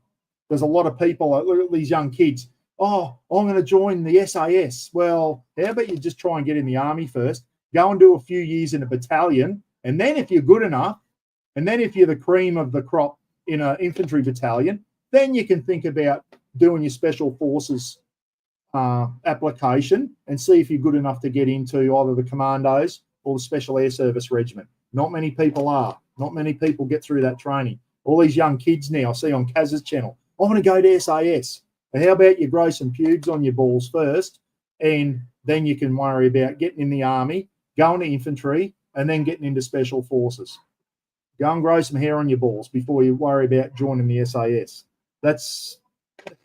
Anyway, that's how it is. That's the way I see it. Well, that's good, Mr. Donny. You don't need to have a year 12 pass to get in the army. You've got to have a good year 10 pass. Year 12 pass A and B. Okay, and whatever A and B means, and fit. That's good. He'll go well, mate. He's got the smarts. He's fit. Tell him to make sure he keeps heaps of push-ups, chin-ups, bloody going for a jog in the afternoon, keep fit, heaps of sit-ups, doing all that type of stuff. So that when they call him up, he's going to be ready for it, mate. He's going to be ready for it. Infantry and artillery. Okay. If someone said, oh, would you recommend artillery? In the old days, I would have said no. Now, I would probably say yes, if it's because they're getting a lot of good equipment, artillery now. They're getting HIMARS and all this rocket-propelled artillery and all that. It'll be an exciting corps to be in, mate. Back in the old days, it just had 105s and 155s and didn't really do much. We're about to get all this Gucci stuff soon, which is good, and artillery will be a good corps to go into. Infantry, yeah, tell him to, if he stays in there for a while, he's going to come out with a rooted back, mate. That's just part and parcel of being a grunt. Your house is on your back, and after a while, it wears you down, and your back, I've got a stuffed back and all that type of stuff now from 20 years of doing all that type of stuff. So was Kaz. Anyone who's done time in infantry, Newts will tell you. I wasn't infantry, but my back's still stuffed. Anyone who's done a few years in infantry, you're going to come out with a rooted back, part and parcel of the job. Anyway, I'll get going, guys. I've been on for an hour 33. Oh, give us a yell if you want me to keep jibber-jabbering. We'll talk about more four-wheel driving or something if you want, because it is absolutely belt. Can you see the rain there?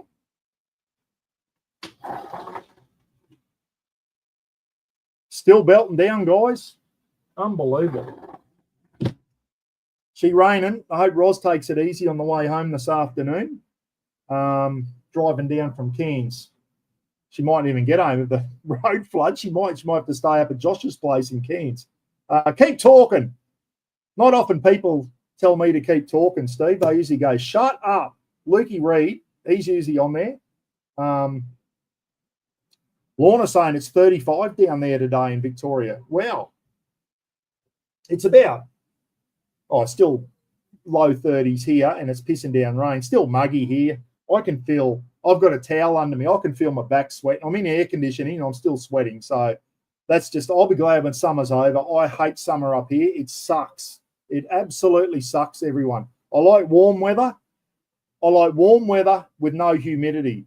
I hate summertime up here because it's hot and it's friggin' humid. It's 90-something% humidity, and you just, as soon as you start moving, you're sweating. Go through 3 friggin' T-shirts a day. All your T-shirts, doesn't matter how many times you wash them, they still stink of sweat. Bloody, it's ridiculous. 37.5 in Geelong. Wow, Victoria's having a bit of a heat wave. Wowee. Yeah, got the wind with it too. That's no good. It's funny, Victoria, it can be 30-something one day and then it'll be bloody cold the next day and raining. And what's the old thing? If you don't like the weather in Victoria, just wait an hour and it'll change. You get all the 4 seasons in one day. It gets a bit like that. I remember I was at Bandiana doing a course back in 1983 when the Ash Wednesday fires were on. It was hot as down there. It gets hot in Victoria. It gets bloody hot. Don't have the humidity, but doesn't matter. 37's 37. That's hot no matter where you are. If you get 37 up here, and we do sometimes, we get a few weeks of the 37s, 38s with real high humidity, and it is unbearable. It is unbloody bearable. It really is. Done a few 40s, 42s in Perth, and that was horrible as well. Andy Pandy's on. Cold beers. Speaking of which, it is all a bit early yet. I've got some 4Xs out in the fridge. I'll go and grab one. 4 o'clock, I might go and crack one. I'll crack a yellow can. Lorna's into the VB. Oh, how do you drink that shit, honestly? Anyone who was on Ed and Naz's, what's M's down South Australia there? Going up to be up the 40s in Victoria along the Murray. Yeah. Bloody Victoria and South Australia get those real hot spells, don't they? And so does southwestern Australia. Gets those real hot spells. It's always hot up northwest Aussie, up around where Brody lives and that. Gets up to around 50 up there. It's absolutely ridiculous. Around Marble Bar and that. So, yeah, South Australia. Need some rain down there. A lot of South Aussies have said, Buck, send some rain down. It's really dry down here at the moment. So, it's after 4 here. I'll tell you where I've got to go to get a beer, but I've got to walk out in this rain to the shed, get a beer and come back. But I'm not going to leave you in the lurch, guys. I'll wait till I finish before I go and grab a drink. If I start too early, I'll be in bed by 8 o'clock snoring. Beer, big fella, tell me about it. Beer prices aren't getting any cheap. Paid $9 for a schooner the other day at the pub. Mate, people were saying to me the other day they were paying $12 for a schooner. Or was it for a pint? Yeah, it's bullshit. I don't drink at pubs anymore, mate. I go once a fortnight, maybe once every 3 weeks, and I'll buy a carton of 30 beers and I'll put them in the shed fridge. And on Friday, Saturday hours, me and Roz might sit out in the shed or in the backyard and have a couple of beers. I just don't drink at pubs, mate. I don't drink at pubs because of that reason. Going out to have a countery, like our pub in town, the Gundi Hotel, the price of counter meals now, it's like you'd pay those prices years ago in an exotic restaurant, and now your pub prices are getting up there. I mean, you can understand, you go and get a rib fillet at a steak, buying a rib fillet from a bloody butcher's not cheap. So it's just the way this country's going, everyone. What is the answer? No one knows what the answer is. Nobody knows. Is Peter Dutton going to do any better for us? I don't know. He can't do any worse. I hope he gets in. I hope Dutton gets in. But I don't know. I just don't know if he's going to have the...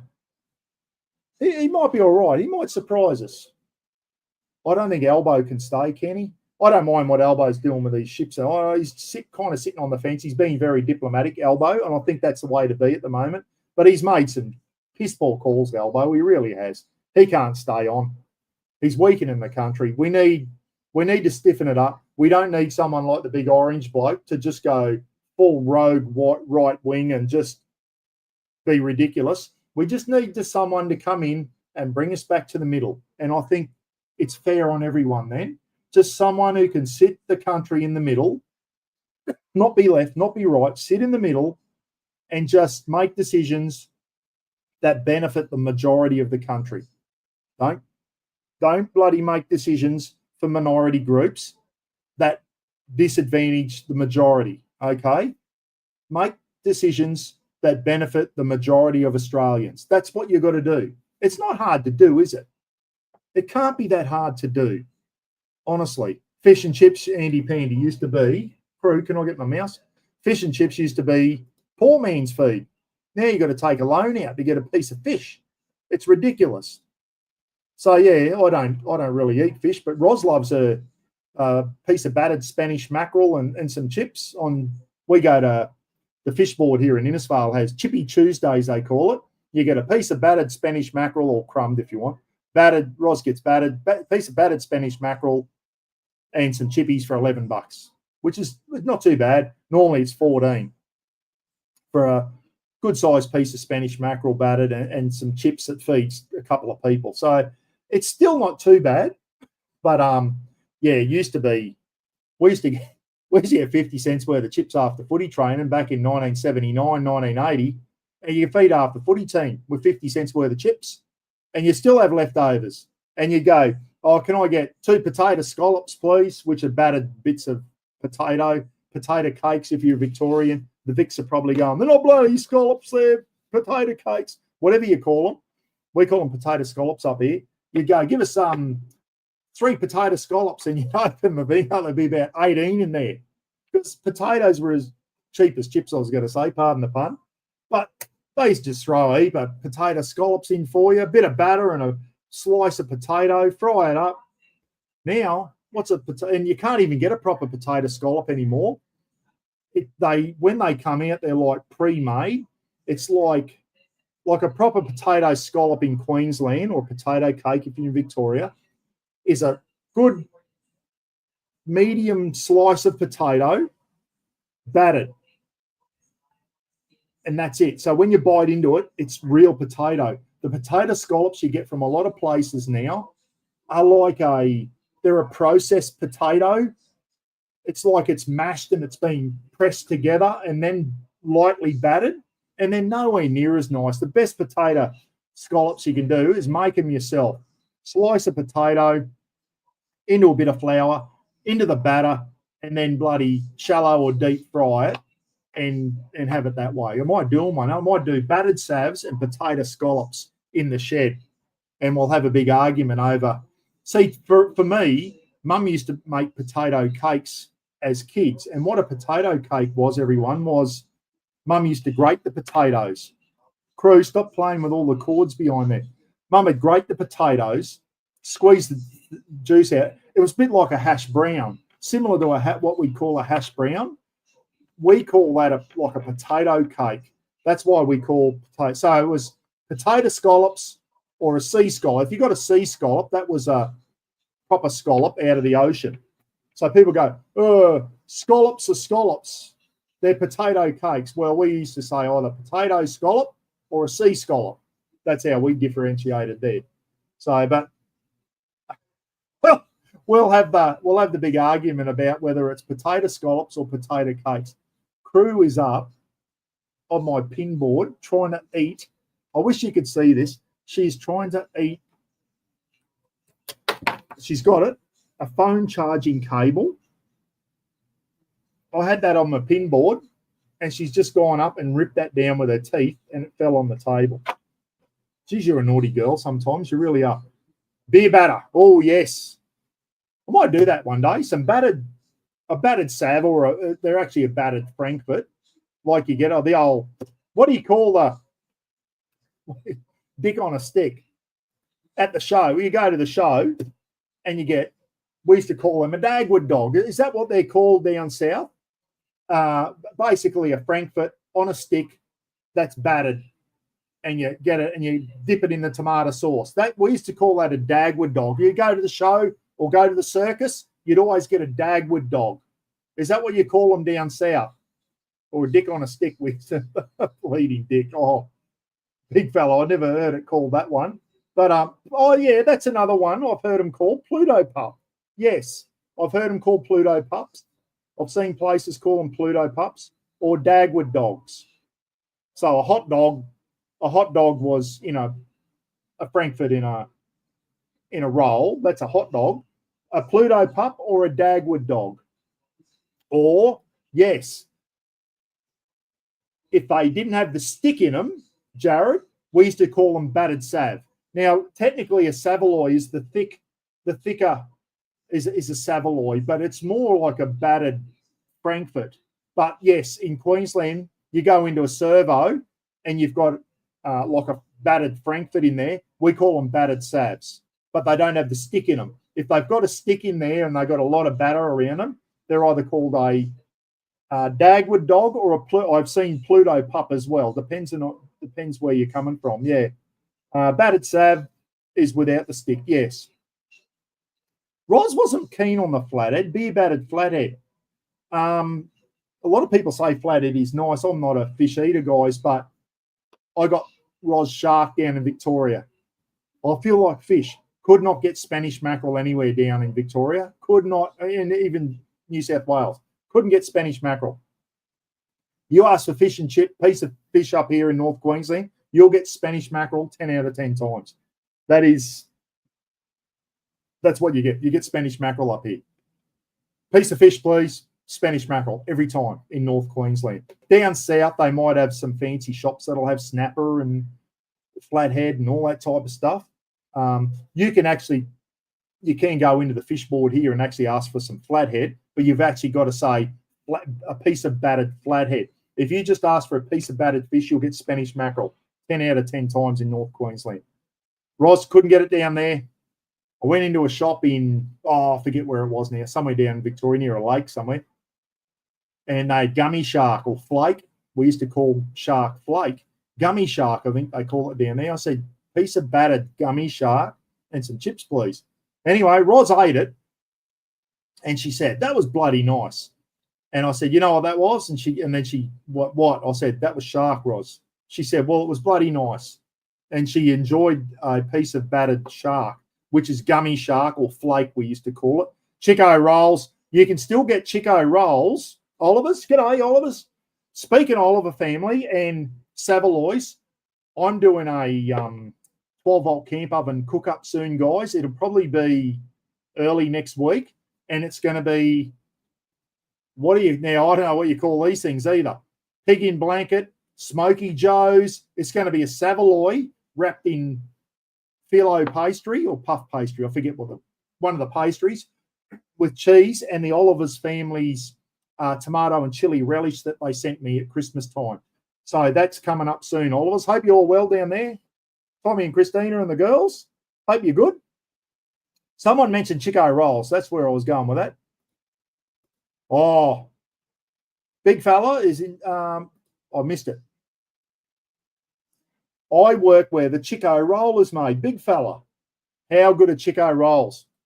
When I go into a servo, you can be guaranteed if I'm going to grab something that it's usually a crumb sausage or a battered sav, but I always walk out with a Chico roll.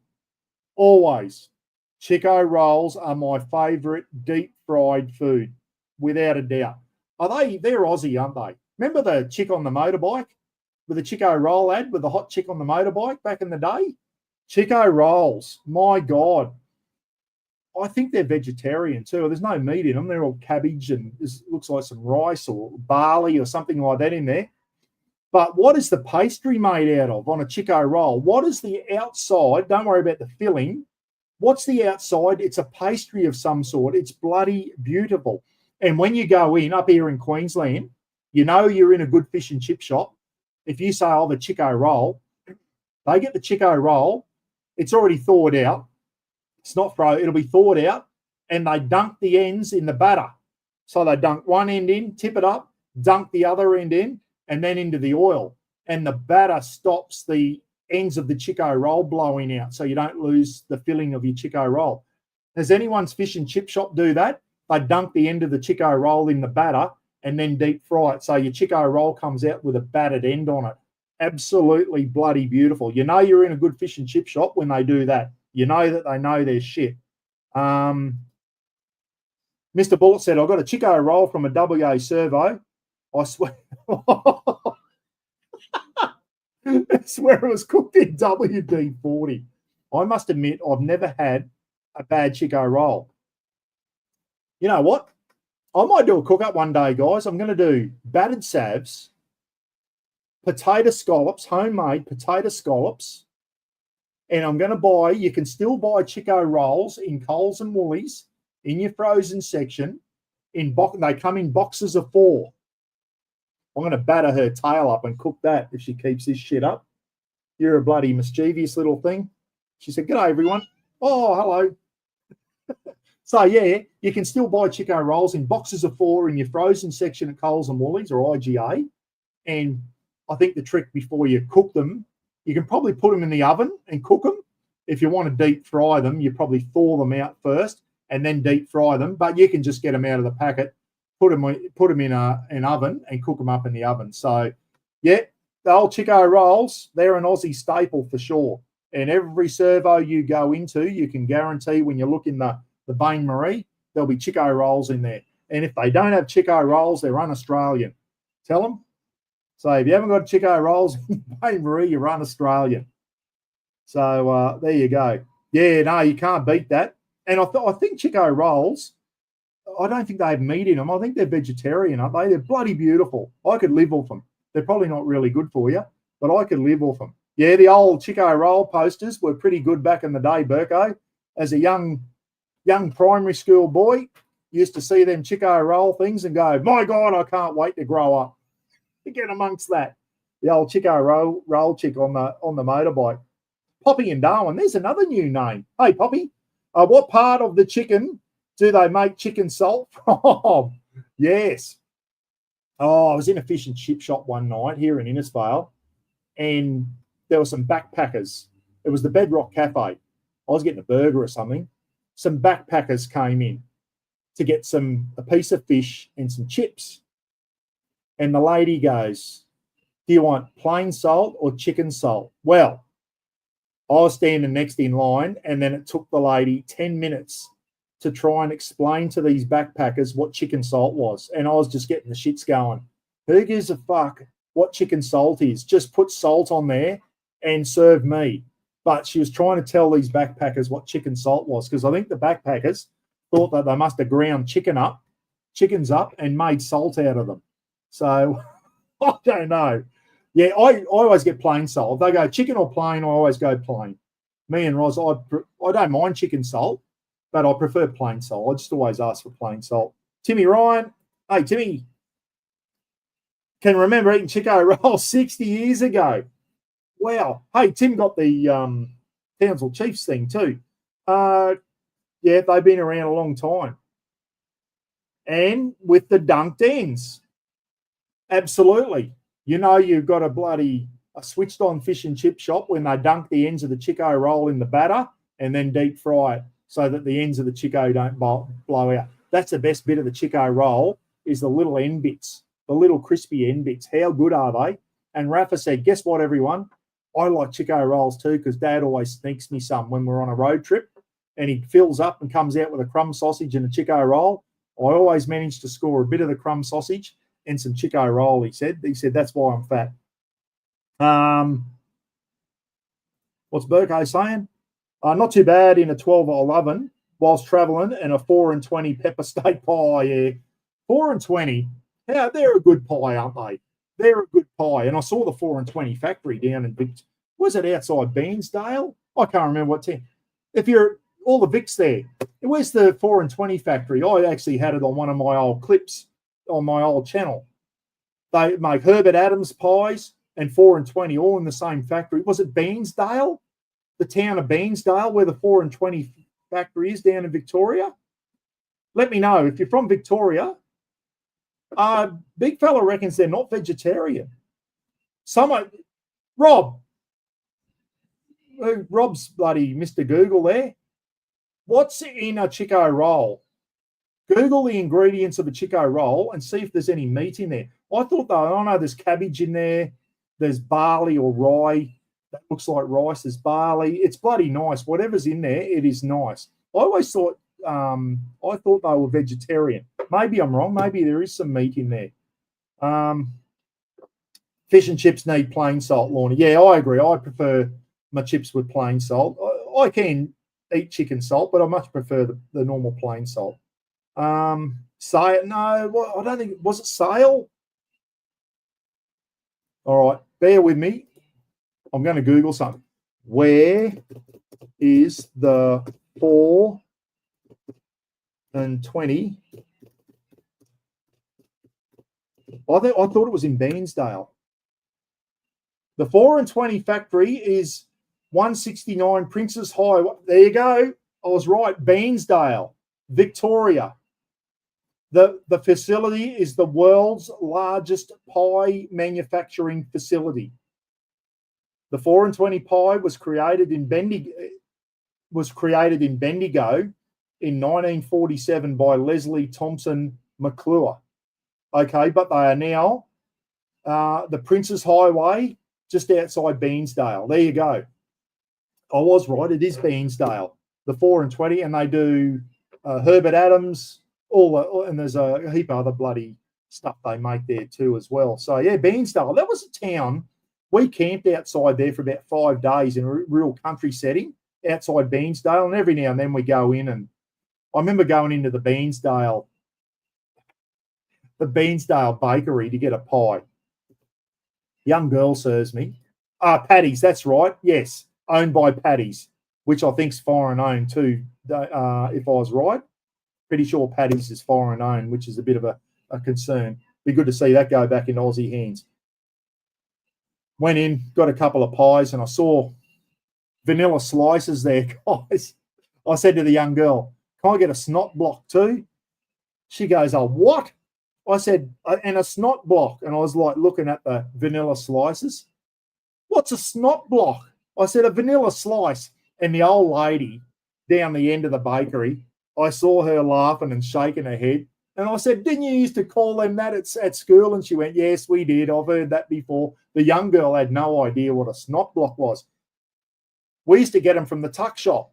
A vanilla slice, which is like a custard slice with a nice crumbly pastry on the top and like a vanilla. They're bloody beautiful. We used to go up the tuck shop and say, "Oh, snot block, please." Everyone would just call them a snot block. And the ladies would give you a snot block from the tuck shop. Put down if you used to call vanilla slices snot blocks when you're at school. I think that's another Aussie thing that's dying, and we need to bring it back. We need to bring it back. Hashtag bring back the snot block. Sound like Daz. Yeah, well, that's what we used to call them. Cream horns. Anyone remember when bakeries used to make creamed horns? Were they like a pastry thing shaped like a horn? See, I do vaguely remember those, Steve. Cream horns. Like a creamed filled pastry with a sharp end on it. I think I vaguely remember them, mate. Yeah. Bring back the snot block. Absolutely. Yeah, so Ivan and Lisa do. They remember the creamed horns. I vaguely remember seeing them in a bakery.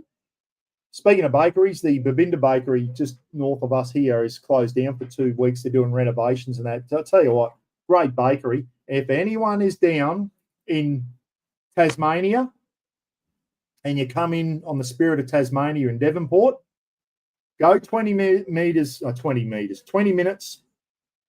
down the Bass Highway to a little town called Penguin and go to the Penguin Bakehouse. My God. Best bakery in Australia that I've been to. The Penguin Bakehouse. Lukey Reed, have you been there? The Penguin Bakery or the Penguin Bakehouse. Penguin Country Bakehouse, I think is its proper name. Roz and I, when we were in Penguin, went there every morning for a pie, a coffee, beautiful coffees, and usually a little sweet dessert or something. We go halves in a little bloody chocolate fudge or something like that. So, yeah, the Penguin Country Bakehouse. If you're ever in Tassie, guys, that is a must visit. Vietnamese are good bakeries, yeah. They're so, you know where they learn all their skills from, Burko? From the French. That goes back to the 1950s, mate, when the French were in Vietnam and the French taught the Vietnamese how to bake. And I remember an old mate of mine, Flash Kent, he said, if you're in Melbourne and you want to go to a bakery, go to the Vietnamese-owned ones. He said, they're the best bakers in Melbourne. He said, guess where they learned to bake? I went, no. He goes, the French. He said, it goes back to the days when France was in Vietnam and the French taught the Vietnamese how to bake. So there you go. There's a bit of stuff for you. The Pirate. G'day, Pirate. How are you, mate? Yep, remember the snot block, a sausage roll cut in half and on 2 slices of buttered bread with tomato sauce, 40 cents back in the late 60s. I must admit, I never had a sausage roll or a pie between bread. I never went that far. But a sausage roll, tell you what I did do like, but is a chip sandwich, a hot chip sandwich. 2 nice big bits of fresh bread buttered with hot chips on there and either Worcestershire sauce or vinegar, salt and vinegar or Worcestershire sauce, one of the two. Bloody beautiful. Can't beat a chip sanger, guys. Hot chip sandwich. How good are they? Jared, what's Jared saying here? Went to the Babinda Bakery on your recommendation. Delicious pies and pastries. Yeah, it's a good bakery, mate, that one. Really, really good bakery. And I'll tell you what, it's very, very popular. There's always a line-up outside today. Classic cream. They're hard to get a good cream bun now. Oliver's, what about a classic cream bun and the hot chip sandwich? Yeah, absolutely. Hot chip sandwich is talking about that. But the cream buns have got to have a lot of jam in there. I don't like the ones that don't have a lot of jam. I love the ones that were not too much bread, fresh cream, not tin cream, fresh cream, had to have a lot of strawberry jam, had to have a lot of jam to go with the cream. Some don't put enough jam. They just put a little dollop of jam. Got to have the jam in there with the cream. Yeah, a chip buddy, absolutely. Yeah, it's got to be real cream. Ros won't eat anything unless it's real cream. And she'll go into a bakery and go, is it real cream? Oh, no, it's just the Kingstar. Don't worry about it. Got to be freshly whipped cream. Nothing better. Nothing better. Gainda. Who's saying that? Timmy Ryan. Gainda Bakery makes great cream buns. Every bakery, I've never walked into a bakery, guys, and had a shit pie. Like they all know how to bake a good pie here in Australia. It's one thing we do well is make a good pie and a good sausage roll on that. I went to Brumby's the other day, and even their pies were nice. Ross said, yeah, it was a good pie at Brumby's. The sausage rolls aren't the nicest, but their pies weren't too bad at all from Brumby's. It was going to close down, Brumby's here in town. Luckily, some new owners have taken it over. It's staying open, which is fantastic. Now you're talking. My dad used to love this. Bread soaked in dripping and filled with hot chips. My dad, if Mum ever cooked a roast lamb or something like that, Dad would always be out in the kitchen with all the dripping from the roast lamb or whatever, with bits of bread, just soaking all the dripping up with bread. How unhealthy was it? But it was bloody nice. Dad would always bags the chook ass, and no one ever fought him for it. If Mum did a roast chicken or the parson's nose, you never ever see me eating a chook's ass. Dad was the first thing Dad pulled off the chook was the ass, and he'd eat it. And me and Gidgey would sit there going, oh, just about spewing up at the table. And Mum would go, oh, you're frigging disgusting, Des. Even Mum wouldn't. Dad would just go straight for the chook's ass and smash it before he even served the chicken up. He'd go, I bag the ass. Dad would go, I bags the ass. Me and Mum and Gidgey would like, you can have it, Dad. None of us are going to eat it. Oh, dear. Does anyone else here eat the parson's nose off a chook? No. They shit out of that? No way would I eat the parson's nose. That's the proper terminology for a chook's ass. Dad, that was the first thing that went on a chicken with Dad was the parson's nose. Dear, oh dear. Terry G, you be an old parson's nose eater from way back. I reckon Terry G, he'd be an old parson's nose eater. So would Mr. Bullet. Speaking of Mr. Bullet, he's got a comment here. West Aussies know the Baker's Hill Pie Shop. It's always busy. Yeah, there's no such thing as a bad bakery, is there? You can get some bad pies at servos and all that. But tell you what, the friggin' hell. Not the United. What's the servo down here? Oh, I've had a mental midget, guys. We had a servo just down the road here, and they have really nice pies in the Bain Marie. I don't know where they buy them from, but they're bloody beautiful. Really, really nice pies. Poppy and Darwin, I'm at pie and peas. Yep, absolutely. Pie and peas, got to have tomato sauce with pie and peas. Who's had a pie floater? So you have a pie and it's floating in your peas, your mushy peas in a bowl. I'm a pie and peas fan, but surprised when traveling how many places, particularly in Victoria, don't have pie and peas. Most of the bakeries up here will have pie and peas. And I know old Bob down at the Carball, the yellow van, if you ever go through Carball, guys, keep your eye out for Bob. In the yellow van at the rest stop there at Carball, Bob, he's got a big tub of pies. He'll get a pie. You go, pie and peas, please, Bob. He'll get the pie. He gets his knife out. He cuts it. He flips the lid off the pie, gets his big pot of mashed peas out of the oven, and he puts a big spoon of peas in the top of your pie, and then he folds the lid back on, puts her in the bag, and big generous amount of peas. So yeah, pie and peas. Oh, Bob at the Carball bloke, he does that. Pie face. Yeah, I'm not a fan of the pie face servos. Listen, if you're starving, they're all right, I guess. But yeah, I prefer a pie from a bakery, mate, a fresh baked pie from a bakery. But those pie faces, they're coming up everywhere, and they're about to build one. They've knocked down the United Servo on the south side of Innisfail, and I think they're putting a new United Servo in there when they start building. Oh, she's up again. Frightened shit out of me when she jumps up. And I think they're going to put a pie face in there. So, but we got some great bakeries around here. Wangam Bakery. We've got some really good bakeries around Innisfail. So I won't be rushing out to get a pie face pie when I can go to a nice bakery and get one from there. Oh, lamb. Who was that one? Greggy Campbell. Go, Greggy. Had a lamb mint and rosemary pie from Ridgy Didge Pies, Abermain today. Now, there you can't go wrong. Lamb, mint and rosemary pie from Ridgy Didge Pies. How Aussie? It doesn't get any more Aussie than that, guys. A lamb and rosemary pie from Ridgy Didge Pies at Abermain, which is somewhere. You're a bloody idiot. She's back. She said, stop talking and let me out for a shit. She said, I can't go out. 3 bites. Yeah, 3 bites only, Beats. 3 bites only. I should start doing my pie reviews. I had to stop doing them. I was getting too fat, and so was Rafa. Anyway, guys, it's been 2 hours and 6. I said I was going to go for another half an hour. I lied. I went for another 36 minutes. Anyway, I just wanted to come on, have a jibber. I forget what I talked about now.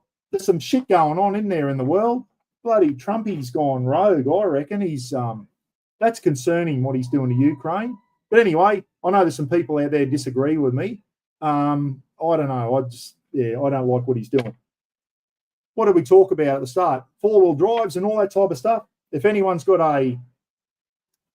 wins the 100 million in the lotto, slip me 76,000. Me and Roz are going to buy a new Ford Everest Tremor. That's the one we're eyeing off, guys, but we haven't got the money. There's only one little problem with us getting that, the money. We'll just keep dreaming. We'll keep dreaming. If it wasn't for DVA, I could probably buy one in July when I can tap into my super without being taxed on it. But if I tap into my super, DVA is going to, they just class it as income. How can they class your superannuation, which is yours, that you've been saving up and working for the last 40 years when I was working, and then DVA go, oh, no, that's classed as income, mate, if you tap into your super. So I'm kind of can't touch it now until I'm 67. Otherwise, I get penalised. Absolute bullshit. But anyway, that's my problem, not yours. But if I could tap into it, I think I'd have a new Ford Everest Tremor, V6 diesel. I like the look of those. They're a bloody nice-looking vehicle. 600 Newton meters of torque. Tow that van out there. Really good. Speaking of which, before I go, everyone, Roz says to me yesterday, Rogers, how long since we've had the caravan out? And I said, it's been friggin' hot. She goes, we've got a friggin' air conditioner in it. That's what we got it for. And she's right. So in a couple of weeks, I am going to the Gold Coast with the Townsville Chiefs for 5 days. We've got a footy. I'm going down as chief water boy again, everyone. But I'm going down just to see the boys from work, my old workmates, and be part of the Townsville Chiefs. Go down to the Gold Coast and go to this rugby comp down there, run the water for the boys. When I get home, I said to Roz, it'll be mid-March when I get home. Time to ramp it up. Time to get the van out, even though it'll still be fairly warm mid-March up here. Time to get the van out and bloody start using it. I got the auto elect stuff done the other day. I can run me external solar panels if I need to, blah, blah, blah. So, yeah, time to get out, stop making excuses and use that caravan, guys. Go to some places where I can have a fire, do some cook-ups, and start making some clips again for you. All right, enjoy the rest of your weekend, everyone. Is anyone going live tonight? I do not know if anyone's going live tonight out of the community. Let us know so we can all tune in the thing. We've got 139 still on. Thanks for tuning in this morning, guys. This was an impromptu one. I just came on to talk shit, and I did a good job of it too, I think. I'm good at talking shit. All right, see you later, everyone. See you, Mr. Bullet, Burko, Blackers, Andy Pandy, Dwayne Duffy, Jennifer G, down there in Bowen, Ty Fenwick. Thanks for tuning in, Ty. Got to have Ty on for a live feed soon, guys. He's one of my special guests this year, early this year. And Jean from Shady Gear is going to be on too soon. We're going to see Jean, and she's going to tell us how Shady Gear got up and running. So I was going to stay down after the Townsville Chiefs thing. I was thinking of staying down and going to the Brisbane 4-wheel drive show. I was thinking about it until I saw the cost of accommodation in Brisbane.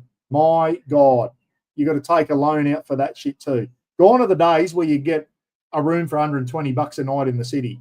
It's like $400 a night now to stay in Brisbane City. I thought, I'll go down, stay in Ros, fly down, and we'll do a few nights in Brizzy. And then we looked at the cost and thought, yeah, righto, we won't be doing that. Absolute bullshit. Everything. For a couple of nights at the new casino, $4,000. Yeah, righto, I can do a lot of things with $4,000. That won't be happening. So anyway, enjoy yourself. Kane, you diddly donk. Go and have a beef brisket pie, Kane, at the Serena Bakery. Best beef brisket pies, say that with a few beers, in the world. The beef brisket pies, they weigh, should have done a review on those. I reckon they weigh close to 1 kilo. They are the heaviest pies I've ever eaten in my life. And when you ate one, you knew you'd eaten a bloody good pie. God, there was a lot of filling in them. They were about that thick, and they were just chock-a-block with beef brisket. Unbelievable pies. All right, Steve, good clip on your Jenny this morning. Steve's got a new video out, everyone, on his new Mickey Thompson. What's his name? Mickey Blue generator. And I think they're all about the same, mate. Jennies are all about the same thing, aren't they? And I'm kind of lucky in a way that I've got a 3-way fridge, so I don't have to rely on a generator to keep my batteries full, to keep my fridge going. My fridge, if I'm off grid, runs on gas, and it runs for a long time on a 9-kilo gas bottle. So I'm lucky in a way where I don't need to rely on batteries for my fridge. I think it's a big advantage with the setup I've got in my caravan. It really is. If I'm remote for a long time, I need to get to rip a 9-kilo gas bottle out, go and do a 1-for-1 swap at a servo, put it back in, and you got another over a week's bloody, your fridge will work for another week 24/7 just on a gas bottle. So it's a good way. Get off, Ty said. Lukey's told me to get off. Stop jibber jabbering. See you later, everyone. It's 4 o'clock on the dot. I'm going to go out with Crew the Cat and grab a beer.